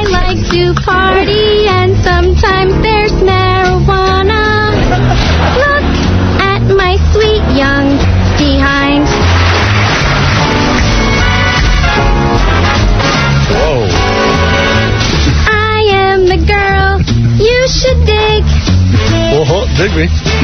Those other interns are pigs. Oink, oink, oh. I like to party and sometimes there's marijuana. Vote for me, judges, this time. Oh, beautiful Deandra. What a great intern. This is tough. Time to go to the judges. Let's hear it. All right, it's time for them to pass I'm their going to go judgment. to Ronald J. Mund first. Some people know The him. oldest of the judges. Some people know him as Ronnie, the limo driver. Some people know him as Ronnie, the security man. We know him as Ronald J. Mund. So we will hear the mature Or wisdom. Scores Man. Right, Scores Man 92.3, yes. She's got the sweetest personality you ever want to meet, this girl, let me tell you. Yeah. She's great to talk to outside. She's always friendly. She never flirts. She did a great performance. She's cute. Number? 9. 9! All right. Whoa. A very disgusted look from Kelly over in the corner. Very Well, disgusted. take it easy, Kelly. You got good numbers. I'm sure she'll get a 4. No 4. All right, let's go to JD. JD, here's a girl that you also speak to online, and You for once, notice her pictures and everything. you've been rubbing yourself out to all these different interns. Now it's your chance to be in the driver's seat. You know what? To back up Ronnie's claim, she's probably the sweetest girl out of the 4. She's very beautiful. 10. 10! Wow. I told you, be careful with those votes, JD. All right, but wait a second. Sal, You want to be the judge? Sal can take the score right down. You're doing very well. JD's handing out those Wonka golden tickets. All right, Sal, let's hear from you. Well, you claim you're on. I love her. Sweetest personality in the world. Beautiful eyes, beautiful body. I noticed there was a little bulk in the basement in the front where the camel toe is, and I'm not asking to see anything. No, bulk in the... What are you saying? What are you doing, man? Hold on, relax. It's not a porn. Maybe 1 inch or 2. No, we're not going there. You don't have to do that. Just give us Sal, a just give us a vote. number. You don't have to do that. Sal, but I am a Sal, judge. shut up. Go ahead. This is a nice Number, girl. please. Not a porno star. I would give her a 9. 9. Wow. Right. Now you really got a problem. You better not walk Thank you, past Kelly Deandra. anymore. Thank you. Kelly, are you upset by that? I'm used to it by now. All right. Well, That wasn't nice. do you think that was accurate? Do you think that's That's fair? what happens when you go first. Sal tries to make a mark, and, so Right. it goes. I love Deandra. Everything they said is true. Okay. All right. Let's see now who's going to come in next. Claudia is coming in next. One of our beautiful Looking intern thinks Howard is hot, thinks Bethel is hot, thinks Artie is grumpy, and Sal stares at her boobs constantly. She doesn't trust Asians and wants to be a magazine editor when she graduates. Say hello to Claudia. Claudia, once again, another beautiful intern. Thank you. I don't know how we lucked out this semester, but each one of you looks like a model. I don't think I said Artie was grumpy. Yeah, what the hell you call it grumpy? It was in the notes. You're wearing, what is it, a mini skirt, right? Very, very mini skirt. Very mini skirt and a bra top. It's a bathing suit. Yes, and it shows off your beautiful body. Thank There's you. no question about that. Thank you. And now it's time to talk a little bit and let people know you. Okay. You can check out Claudia on howardstern.com. All 4 of our beautiful interns are up there. Now, this is for a $2,500 prize. What would you do with the money if you won it? I have 3 things I would buy. Go ahead. Digital camera, Yes. a sound system for my car, Yes. and a really good vibrator. I thought about it. Boy, how much do vibrators cost? They're like $70. A really good one. Yeah. goodness. Well, you're very sexual, aren't you? Yeah, she needs a sound system for a Mercedes. I don't have a Mercedes. I You have a truck. Mercedes? I have a truck. Okay, there you go. Who do you dislike most here? Who is the person that you dislike the most? I mean, Hey, everybody's whispering. nobody on the couch, obviously. Right. Smart girl. I'd have to think about it. I'll get back to you on that one. Now, JD, Claudia is the one you're really in love with, right? Be honest. True. You can be This is Come you. on. For once. She's not. Okay, you know what? I like Deandra the most. All right? Wow. Dude, you could have lived with her. How could you like it the most? But you could have lived with her. Why didn't you just... Moron. You dumbass. I told you it was a whole thing of circumstances. If he lived with her, she'd be a lampshade now. I'm telling you. Right. I actually knew that. You knew that. Yeah, because he always, whenever I would smoke, I actually quit. Right. So, Good. Oh, you telling your parents that? That's good. Yeah.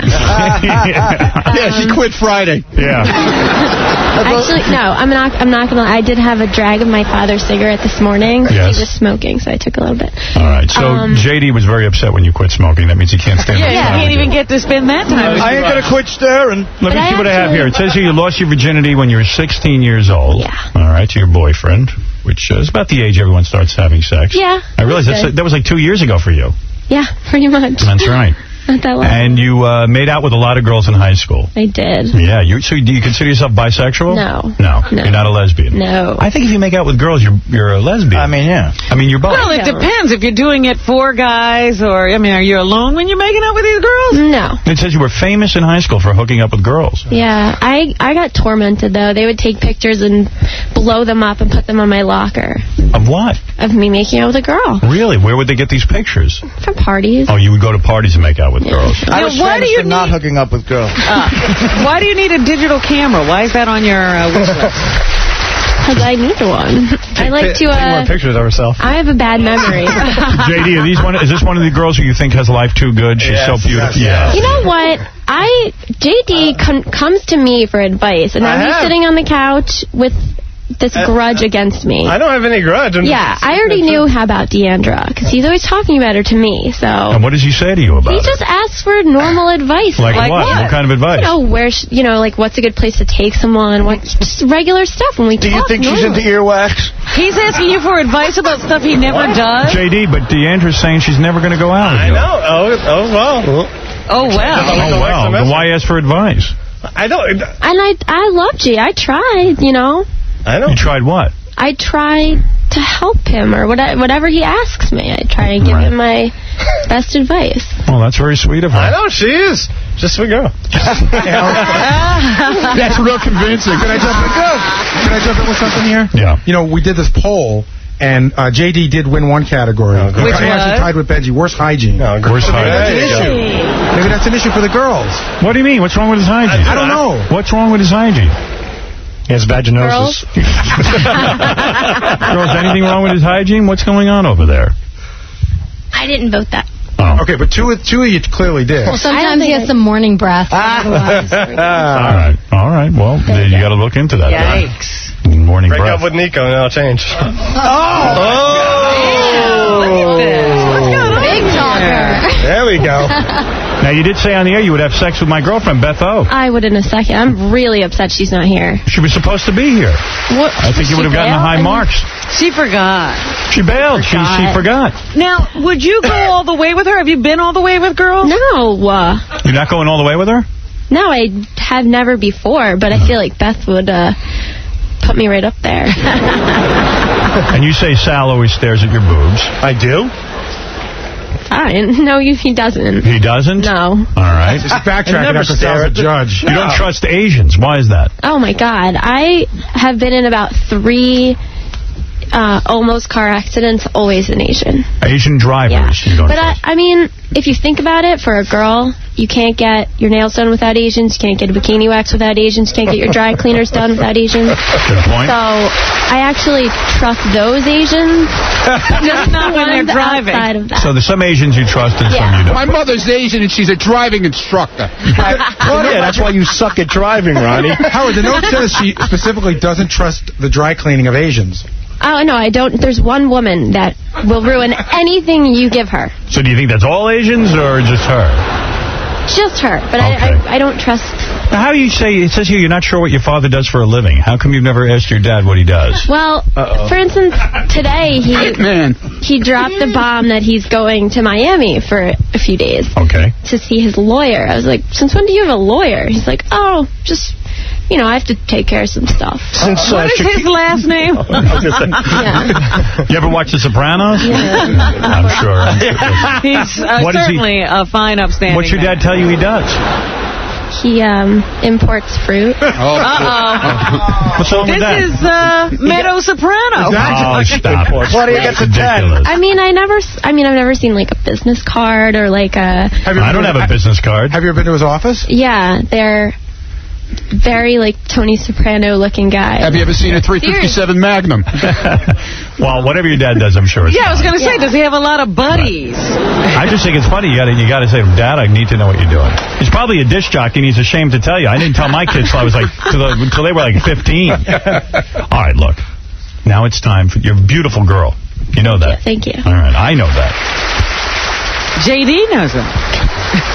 Everyone knows that. We all know I that. feel like JD's mad at me. Not mad. He is. I think a lot of the judges are mad because they sense you're very good looking and they feel your life's been too good. That? No, I don't know. No, I think JD's What is mad it? because her advice didn't work. What is it, Ronnie? What's going on? I'm only joking with her. Yeah, she's I such joke a with her nice all the girl. time. You know what? I got to tell you, I like Claudia a lot. She is. I'm not mad at her the way JD is, but she is one of those girls that.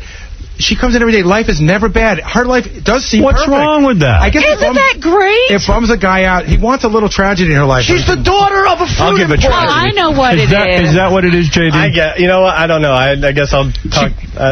She goes to the best parties. She hangs around with the coolest Why don't you tell me what's on your mind here? Be honest. You know what? Nothing is on my mind. You know what it is? What? It's that if her life sucked even a little bit, he might have a chance. Right. Okay. You got to take a more positive attitude. You got to turn to her and say, Claudia, I'm attracted to you. I want to get to know you. I want to be with you.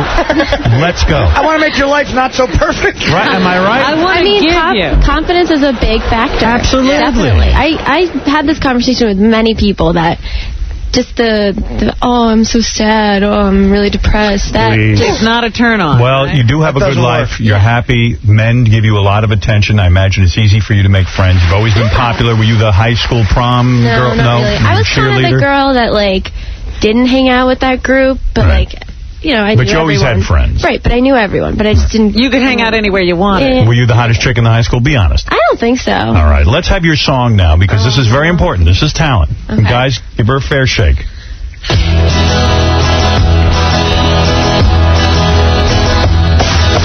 My name's Claudia. I might be the youngest intern. That's right. But that doesn't mean that I'm a friggin' prude. Right. I made out with lots of girls in high school. And I've been handcuffed when I was with a dude. No kidding. Hey, judges, look me over. I'm the winner, and I'm cute. Vote for me, and maybe I'll make out with all of you. That's good. Nice. All right, we're going to go to Sal first and find out. Let's get the scores. I kind of feel bad for JD, and right now you get a 5, but I will bump it to a 9 if you give JD a 3-second kiss on his lips. Stop it. Come on. That's Give the guy get a break. Judge, man. What are you doing? What is your number? I'm being a judge. You're not the host. You're fired. All right, what is Not your number? Show. What's the number? I give her... I know what I like to give her. I can only give her a number. It'll put me in jail, but... Yeah. Give her a number. Nothing's happening right now while I'm waiting. Okay, so I'm going to give you a 7. Wow. Very nice. Sal's been very rough. That's a good one. Why are you shaking your And head? what if I kiss JD? You would have got a 9. And you still have that opportunity. All right. Just take it easy. Go ahead. There you go. Good radio down the drain. All right, JD, you're embarrassed by that? Go on. Go on what? Go on to the next thing. The next thing is you're the judge. You got a vote. You're a judge, remember? That's some judge. Why don't you be honest? This is a girl you pleasure yourself to. Yes, she's hot. Do you talk to her online?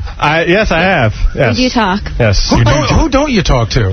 I haven't talked to Stacy online. I found out that the girl that he's in love with isn't even here. There's another intern that he digs. All right. Talk to all Let of me them. understand something. Nate's here. You talk to all the interns online. Not all of them. Right. Stacy, he hasn't talked to.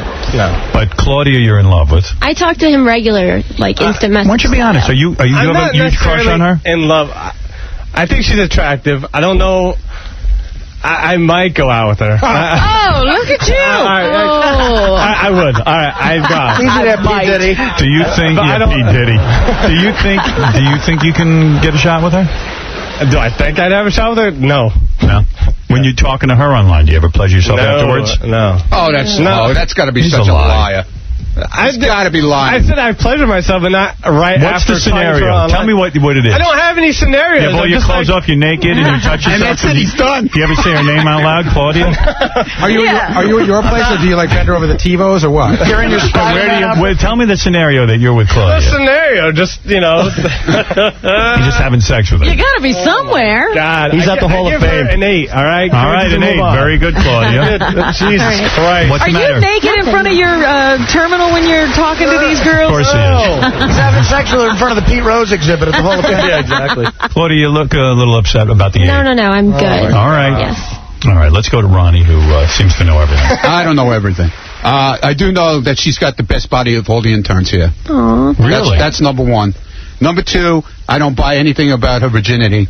I think she's still a virgin, but that doesn't matter. That doesn't in the office. That doesn't matter. That doesn't matter in my scoring. Well, why do you think why would you lie about that? She's just. I think she's trying to keep up with everybody else. That's a talk in the office. You want to be honest? Are you a virgin? No. You want to say I swear in the Lord Jesus Christ? I swear in the Lord Jesus Christ. I think a lot of her stuff is blown out of proportion. Okay. But she's not a wild. That's got nothing to do with my score. All right, I won't deny that. And I like her a lot. I think she's a great kid. I give her a 9. Thank you. A 9, wow. That's a very high score. Excellent. Her father's going to Miami to import a fruit. Thank you, Claudia. Thank you. are beautiful and looking great today, and your song was terrific. And the FBI is waiting outside to talk to you. Yes. Do you want to know who the girls voted the least and most attractive? All right, let me hear. Most attractive was Will, who works in our office. Of course. He got all 4 votes. Young Will. Least attractive? Yes. Our very own got all 4 votes. Our very own Scott the engineer. Thank you, girls. Every girl voted for him. Look, another loser. Don't you all feel good? I was looking at you today. Man, you are the size of an elephant now. You're the size of a baby Ever elephant. since I stopped smoking, it's a year and a half. I mean, you're like pregnant. It just keeps going. I mean, start smoking, please. You're gonna blow up. He won't be able to get into the studio. I'm blowing up like a goddamn balloon. He's gotten so fat. It's crazy. He looks like a bloated Uncle Fester. I don't eat that much, and I keep going. We got to put him in an Uncle Fester costume. Oh, that'd be great. Come on. We did that once. We gave him the light bulb and everything. Yeah. How'd it look? Let's do it again. And put it on the website. You're growing into the part. For those of you listening at home, Kelly, Deandra, Claudia, Stacy, all vying for hottest intern and the $2,500 grand prize for intern beauty pageant provided by Trim Spa. These are great prizes. There's also a 32-inch electronic LCD TV courtesy of Newegg.com. Diamond stud earrings courtesy of our good friend Tom Calacino at Fidelity Diamond Importers of Paramus, New Jersey. There's a $1,000 prize for 2nd and 3rd place courtesy of Trim Spa. 4th place, $500 courtesy of Trim Spa. All the girls will receive a... What is this? A Movo TX FM MP3 player, courtesy of Newegg.com. That's right.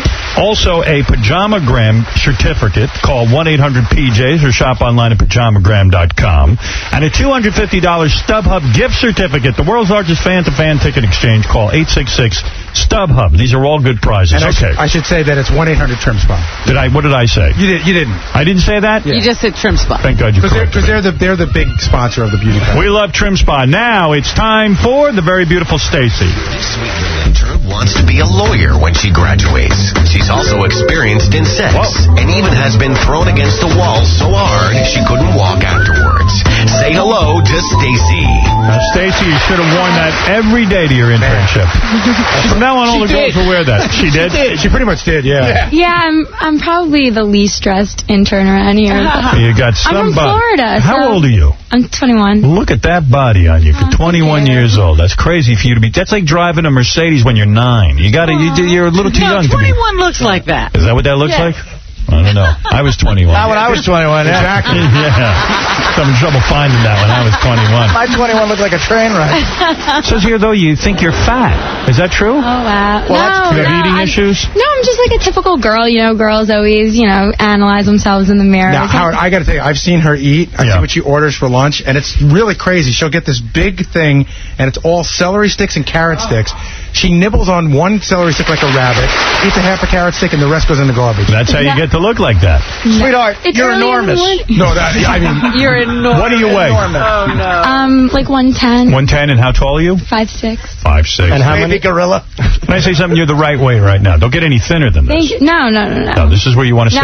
I'm a vegetarian, so I can only eat vegetables and fruits and stuff. Mostly. Yeah. Well, all the girls are looking at you with some sort of disdain. Are they jealous of your thinness? Is there something? Is there a little bit of jealousy here going on, girls? No, I'm not jealous. No girls jealous. I'm just hungry now. Right. Talk to Claudia. She can get you some fruit. You're a vegetarian. So, Stacy, you are wearing a bra, and what is that? Like a silk something or other?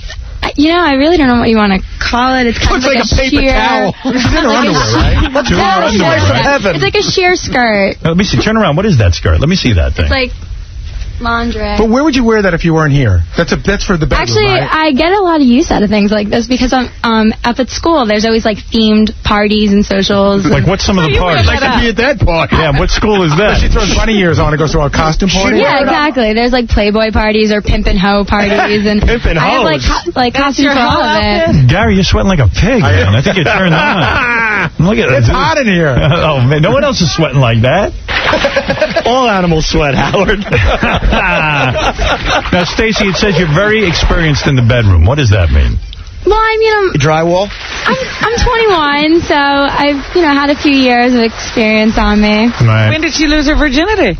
17. How many guys you been with, you think? Can't even count, huh? No, it's not that high. Already? No, I don't know. Because you like rough sex. You like rough sex. Well, I'm not really into like the whole sensual, romantic thing. Where did you lose your virginity? You like guys to pull your hair? No, I don't like hair pulling. Spanking? No, she got. I saw in the note she likes to be thrown up against the wall. I'll do that. Really? What's that all about? That's What's a that new all one. about? Yeah. No, well, I mean, it's just the whole like domination. Take me. Yeah. You caveman. Yeah, I really like that. But where did you lose your virginity again? That would be in the bathroom of a hotel. On the floor? On the floor. Of a bathroom. Were you wasted? Isn't that romantic? Not so much. A little bit. How did this come to happen in a bathroom? I was at a hotel party, so... Well, you go to a lot of parties. I like parties. Yes. So there weren't many places to go, and, that worked at the time, so... Now, how do you get a guy to throw you against the wall? You ask. Yeah, I haven't had, like, too much of an issue, like, getting that to happen, but... Check this out. I'll throw it off the roof. You will never have a baby. You don't want to change your body. You want to have a hot body the rest of your life. Yeah, I really don't want to have a child. If you I would get be like a surrogate mother. If you get pregnant, you'll abort it in 2 seconds. Yes. Atta girl. Give her extra points. Atta girl. And Mom. Do you do the dishes and make beds? Because you're perfect. No, she can't get her hands dirty. Come on. If you want to see what all the girls, are wearing, including Stacy's outfit, you go to howardstern.com. We have a picture up there. The girls are vying for I hate that picture. Why? You look good. Howard, she's one of those chicks that never thinks she looks good. No, you look Why good. she's perfect. Can I tell you one other thing about her that for me makes her a 10? Yeah. She said that she sometimes drinks to the point where she blacks out and she doesn't remember things. And Really? I love that. It says here you don't remember hooking up with guys sometimes. You just... It's not that I just have a tendency to forget when I drink. I drink in excess, like I drink, to the extreme. Wasted. When I drink. I'm not like my kind of girl. When you get drunk, What do you drink, Babe Ruth? No, I'm a vodka girl. A vodka girl, yeah. Even you can drink vodka. When you get drunk, the Malibu. do you still have your senses about you? Like, you'll still hook up with a good-looking guy? Like, would you get so drunk that I don't... You wouldn't hook up with JD when you were drunk, right? Oh, I don't need to be drunk to hook up with JD. I think he's adorable. Oh. There you go. Who in this room would you need to be drunk to hook up? JD, do you ever IM, instant message? No, actually, I wanted to talk to you about that. Why don't we talk online? It just hasn't came up. It just hasn't came up. Very nice. Very nice. I remember that. It's not coming up. This must be amazing. Why don't you talk to Stacy online? I don't know. It just hasn't. She's the one I'm a little offended. She might get so wasted she'll have sex with you. Oh, well. Online. Yeah, apparently I'm the easy one. JD, go throw her against the wall. That's what she's waiting for. I don't even know if he could do that. What about girls? You ever get it on with girls? No. That's not your thing. You're Not into my guys. thing. Okay. No, there she you go. wants to be rough like that. She doesn't want a girl. All right. Well, JD, it sounds like you ought to start a little instant messaging going on here. I do have one more interesting fact about Stacy, which you guys know about. We get a lot of junk sent to us here at the station, and whatever we don't want goes into this big pile, and all the interns can take it, whether it's movies or anything. And somebody saw Stacy taking this. It's like a... Well, I mean, isn't that the coolest thing you've ever heard? Like, it's a computerized vibrator. Nothing wrong with that. It's a rabbit, too. JD, you're in. JD, better start messaging. Our own Robin uses many vibrators. Has a gun rack full of them. Right. So anyway, let's... Whole rack. Let's hear your song now. This is a key moment. This is where the judges can really be swayed. My name's Stacy. I'm a cutie. I'm experienced in sex. Yes. I get crazy when I'm drunk. Hey, what do you expect? I've had rough sex, never enough sex. Once I made love on a slide. That's right. Oh, yeah. I am single. Judges, let's mingle.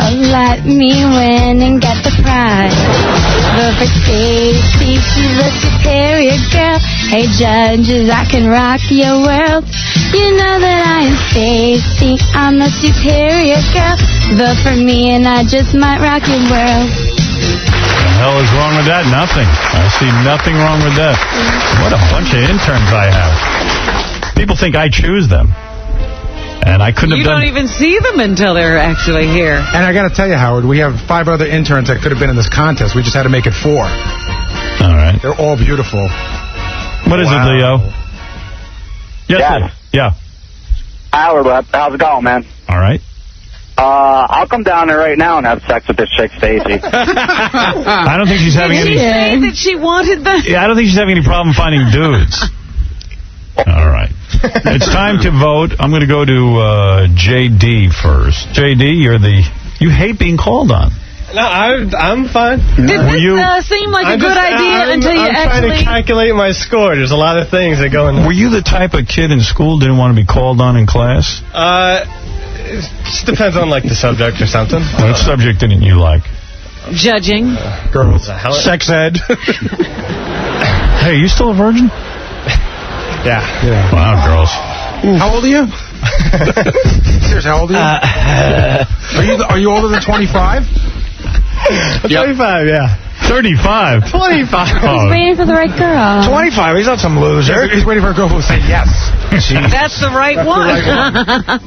But, J.D., did this seem like a good idea until you actually had to judge the girls? I was asked, and then I didn't, it didn't come to me that Sal would say something. If it makes you feel any better, that really funny line about what the ingredients are about in a Bay Breeze was edited out by Tom. Oh, that sucks. So when we go to satellite, we can reuse that line. I can't wait. Yeah, all right. Listen, it's time for you're the guy in control now. Usually it's the other way around. These girls are always in control of you. They can twist you up and get you crazy. Well, let's hear your thought process. You know what? She's one of the sweetest ones. She's a little thin to my liking. Really? Yeah. I like him a little. I like him with penises. Not curvy enough for you. I'll give her an 8. An 8? Wow. What's the matter with you? All right, let's go to Ronnie, the limo driver. What are you laughing at? Why are you laughing at him, Sal? I just feel so... he's so caught up. He's so introverted. dude... They're broads. We all can't They're broads. You go out, you pound drinks down their throat, you lie your balls off, you F them, and you chuck them, you move on. We all can't it's so simple. All right, let's go. Yeah, we see how simple I got to take this guy out. Yeah, I'm done. Yeah. See how easy. See how happy you are. Yeah. All right. That's how easy it is. It's also called rape, but... All right, thank you, Sal. You wait your turn. All right. J.D., I believe you gave the very beautiful Stacy an 8. An 8, yes. All right, go ahead, Ronnie. Okay, I think she's really adorable. I really haven't had much contact with her. We'd say hello in the morning. That's about it. She has trouble waking up. Yeah, a little bit. Other than that, I thought she could be a little more enthusiastic with her performance. So I'm giving her an 8. An 8? Not a bad score. That's very nice. 2 8s, but... We got to go to Here Sal. comes Sal. Let's find out. Well, I like that she's honest because you took a vibrator, which is true. You didn't have to make it up in your things like the rest of the girls. Yeah. That's a good thing. You're way too thin. You look like Macaulay Culkin with boobs. No, I don't like it. I'm not. I look the same as all the other girls. You look like a body I like it. Yeah, I got to say, that's about right. I say it's right. I don't know. Thank you. But everyone has their own taste. You should be on Auschwitz.com with that body. But anyway. My mom's loving this right now. When I look at you, I don't think Macaulay Culkin when I look at this chick. Look at the picture of arnounceric.com. This is perfect. Yeah, well, the camera adds 10 pounds. All right. So she's up to about 70. All right. Sal, come on. Let's have a number. I think she's beautiful. I think you're stunning. I would do you in a heartbeat. Don't get me wrong. I give you an 8. An 8-3-8's not bad. That's not bad from this panel. And if I could add, I'd tell you all your scores and tell you who won. All right, let's... Well, the tabulations are now being made. Baba Booey looks like he's ready to announce the winner. His head is smoking. I'm ready to announce it. By the way, Artie voted the funniest, and Fred voted the most talented by the girls. And let me just thank Scott for making as much noise as he can with that microphone. Thank you. That's helping me a lot. Is that what that was? That was Scott? That was Scott. All right. Okay. In fourth place, due to the horrendous score she got from Sal, was Kelly with a total of 21. Oh, that was ridiculous. That's a crime. That was a crime. Kelly, fair. what do you think coming in last? I think you boys should even it out and kick Sal out of the studio. All right, in fourth place, you get $500, though, courtesy of Trim Spa. Not a bad little prize. And the MP3 player from Newegg, and the Pajama Grab gift certificate, and the StubHub gift certificate. That's right. Those are some nice gifts. All right. Who is in third place? Well, we have a tie for second and third. They're both getting $1,000 each, courtesy of Trim Spa, plus all that other stuff we said. And the tie for third place was between Claudia and Stacy. Claudia and Stacy. Which means our winner, and they had a score of 24, by the way, so our winner with a 28, the clear-cut winner, is Deandra. Deandra, way to go. Congratulations. Girls, so much. I don't know. I couldn't have been a judge. Each one of you turns me on, and I think you're all beautiful.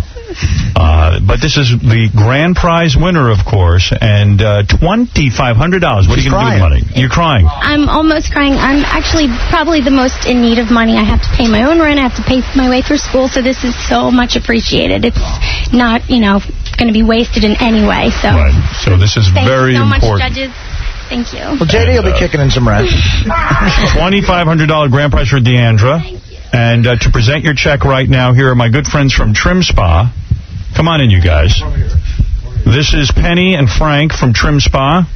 Hi, guys. Hi, how you doing? This is a great gift for my interns. Thank you for providing all the money for this contest, especially the $2,500 grand prize to Deandra. And she is happy. Go ahead. Say whatever you want, guys. Hi, I'm Penny. I was one of the 56 semifinalists, and as of right now, I've lost 80 pounds on Trim Spa. Way to go, Trim Spa. No Love kidding, 80 pounds. 80 pounds, Look at you. Yeah. I know I still have some weight to lose, but I don't know, you look started good. out at like 220, 225, wow. and Great. 145, 150. And all you did was Trim Spa. Trim Spa, working out, exercising right. What did it do? Got rid of the hunger pangs, right? Yeah, it got rid of the hunger pains, and I was able to get used to the smaller portions of food I was eating because Wonder what the hell you were eating before. What were you eating? I was eating everything before, Howard. That's everything. right. It was horrible. And it's nice. You're not retarded like Anna Nicole. No, I'm not. No, You're like a nice chick. I'm not, but I'm not like going to comment on that one. I'm just kidding around, though. Hey, listen, it works for everyone. Obviously, Anna Nicole inspired her. Did Anna Nicole inspire you? Is that what happened? Absolutely. As a matter of fact, down in Miami, I was down there for the party. They brought us down there, and Anna Nicole was my maid of honor. They flew her in a day early and surprised me as my maid of honor. It was very cool. Oh, very look at cool, that. yeah. All right. Well, you're doing great. Trim Spa's giving you a whole new life. And, absolutely. And thank you for giving our beautiful intern, Deandra, this great prize. Thank you so much. You look great, girl. You look really good. Thanks. And thank you on behalf of all my other interns who are getting money as well. In addition to the prize money, we actually brought gift bags for all the girls because how the sweet. only losers that we have at Trim Spa are people that lose weight. The only losers we have at Trim Spa are the people who lose weight. That's right. Who thought that up? Wow. You guys are geniuses. Gary Delabate, you are officially a loser.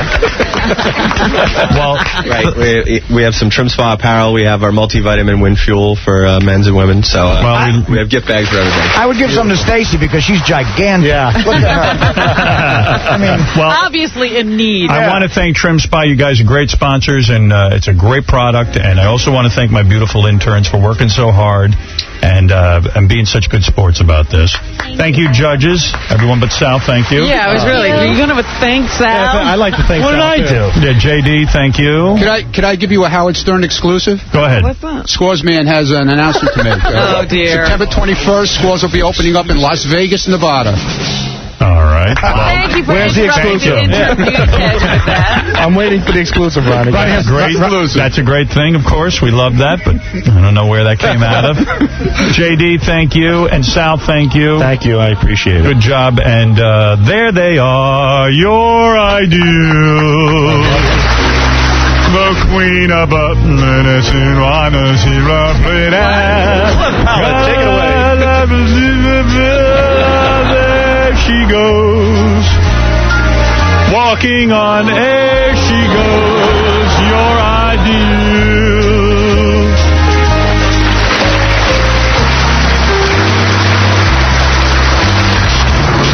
From host to irate caller, Howard Stern phoning into a San Francisco radio station confronting FCC Chairman Michael Powell, son of Secretary of State Colin Powell. You honestly are an enigma to me. I really don't even think you're qualified to be the head of the commission. Do you deny that your father got you this job? Oh, I would deny it. I have the same credentials that virtually anyone who sits in my position does. I don't think that, we have made any particular crusade of the Howard Stern Show or you. Yeah, okay, Michael. That's why I've received the largest fines in history, and I've said the exact identical thing that Oprah Winfrey said, and you said she's beloved and I'm not. The Howard Stern Show. Howard Stern Show. Howard Stern is not known for his subtlety. That's true. We've got to get to news now. News is very important. For all of those about to take over my job, the FCC has hired an indecency critic. A new wave of fines could be on the way. Oh, geez, let's get out of here. Federal Communications Commission, the FCC, has hired Penny Nance as an advisor, reports Media Week. You wanted us all to be abuzz. The hiring of Penny Nance as a lobbyist for conservative Christian organizations could signify another impending round of pressure on the broadcast industry to clean up indecency. They were the ones who did it, and it was really nasty. Nance's official job is special advisor to the FCC's Office of Strategic Planning and Policy Analysis. And most importantly, she's a really good conservative Christian. In other words, she's a prude. Experts, she's going to figure out what She's a really good conservative Christian. There's bad conservative Christians. Oh, yes. Well, look at this one that just ran off with the chick. That priest dude. Experts told Media Week they believe the FCC may be preparing to act on up to 50 indecency complaints in the near future. Hopefully we're involved in that. I'd like to go out with a bang. I would hate if they ignored me on my way out the door. Yeah. A Washington attorney was quoted asking, why else would Martin have someone like that on the board? Martin's office described Nance's duties as an advisor on broadcast and cable-related consumer and social issues. Good Christian woman who's done absolutely nothing for the broadcast industry except criticize it. Yeah, listen. She's listened to radio. Yeah. And she's going to tell the FCC, in case they missed a few indecency violations. Yeah. You guys don't know what you're talking about. Let a Christian look at this. Nance was previously a board member. See, so she does have some credentials. She was a board member of Concerned Women for America, a group that describes their goal as helping to bring biblical principles into all levels of public policy. In other words, this woman is now working in government. No separation of church and state. Wow. Media Week reports that Nance has testified in front of Congress twice in the past few years, speaking out in favor of the DVD player technology that can skip over sexual or violent scenes, because parents can't do that. Nance has also spoken out in favor of stricter indecency enforcement and said that basic cable has a huge indecency problem. Thus, why I am going to in demand. Good luck, cable. Yep. Good luck to all of you. Job. Nancy Nance. In fact, it says here she has referred to Jesus as a dirty man. That, in fact, he is not even clean enough. He should be wearing more clothes up on that cross. There you go. Oh, great. Hey-oh, Fred. There you go, Fred. For anybody who hasn't heard from Fred today. Hey-oh. Hey now. Hi-oh. There you go. Oh, Fred, what are we going to do? I don't know. That's right. I'm going to move. We're moving out. Yeah, to Mars, because that's about the best place. So we're going into space, where we belong. Corporate CEOs. You corporate CEOs. I think it's a fine move. You corporate CEOs knew what you were doing. We need to ask ourselves where you corporate CEOs lost your way. Where? She sounds like a barrel. Would you lose your way? You knew. You knew. What you were doing.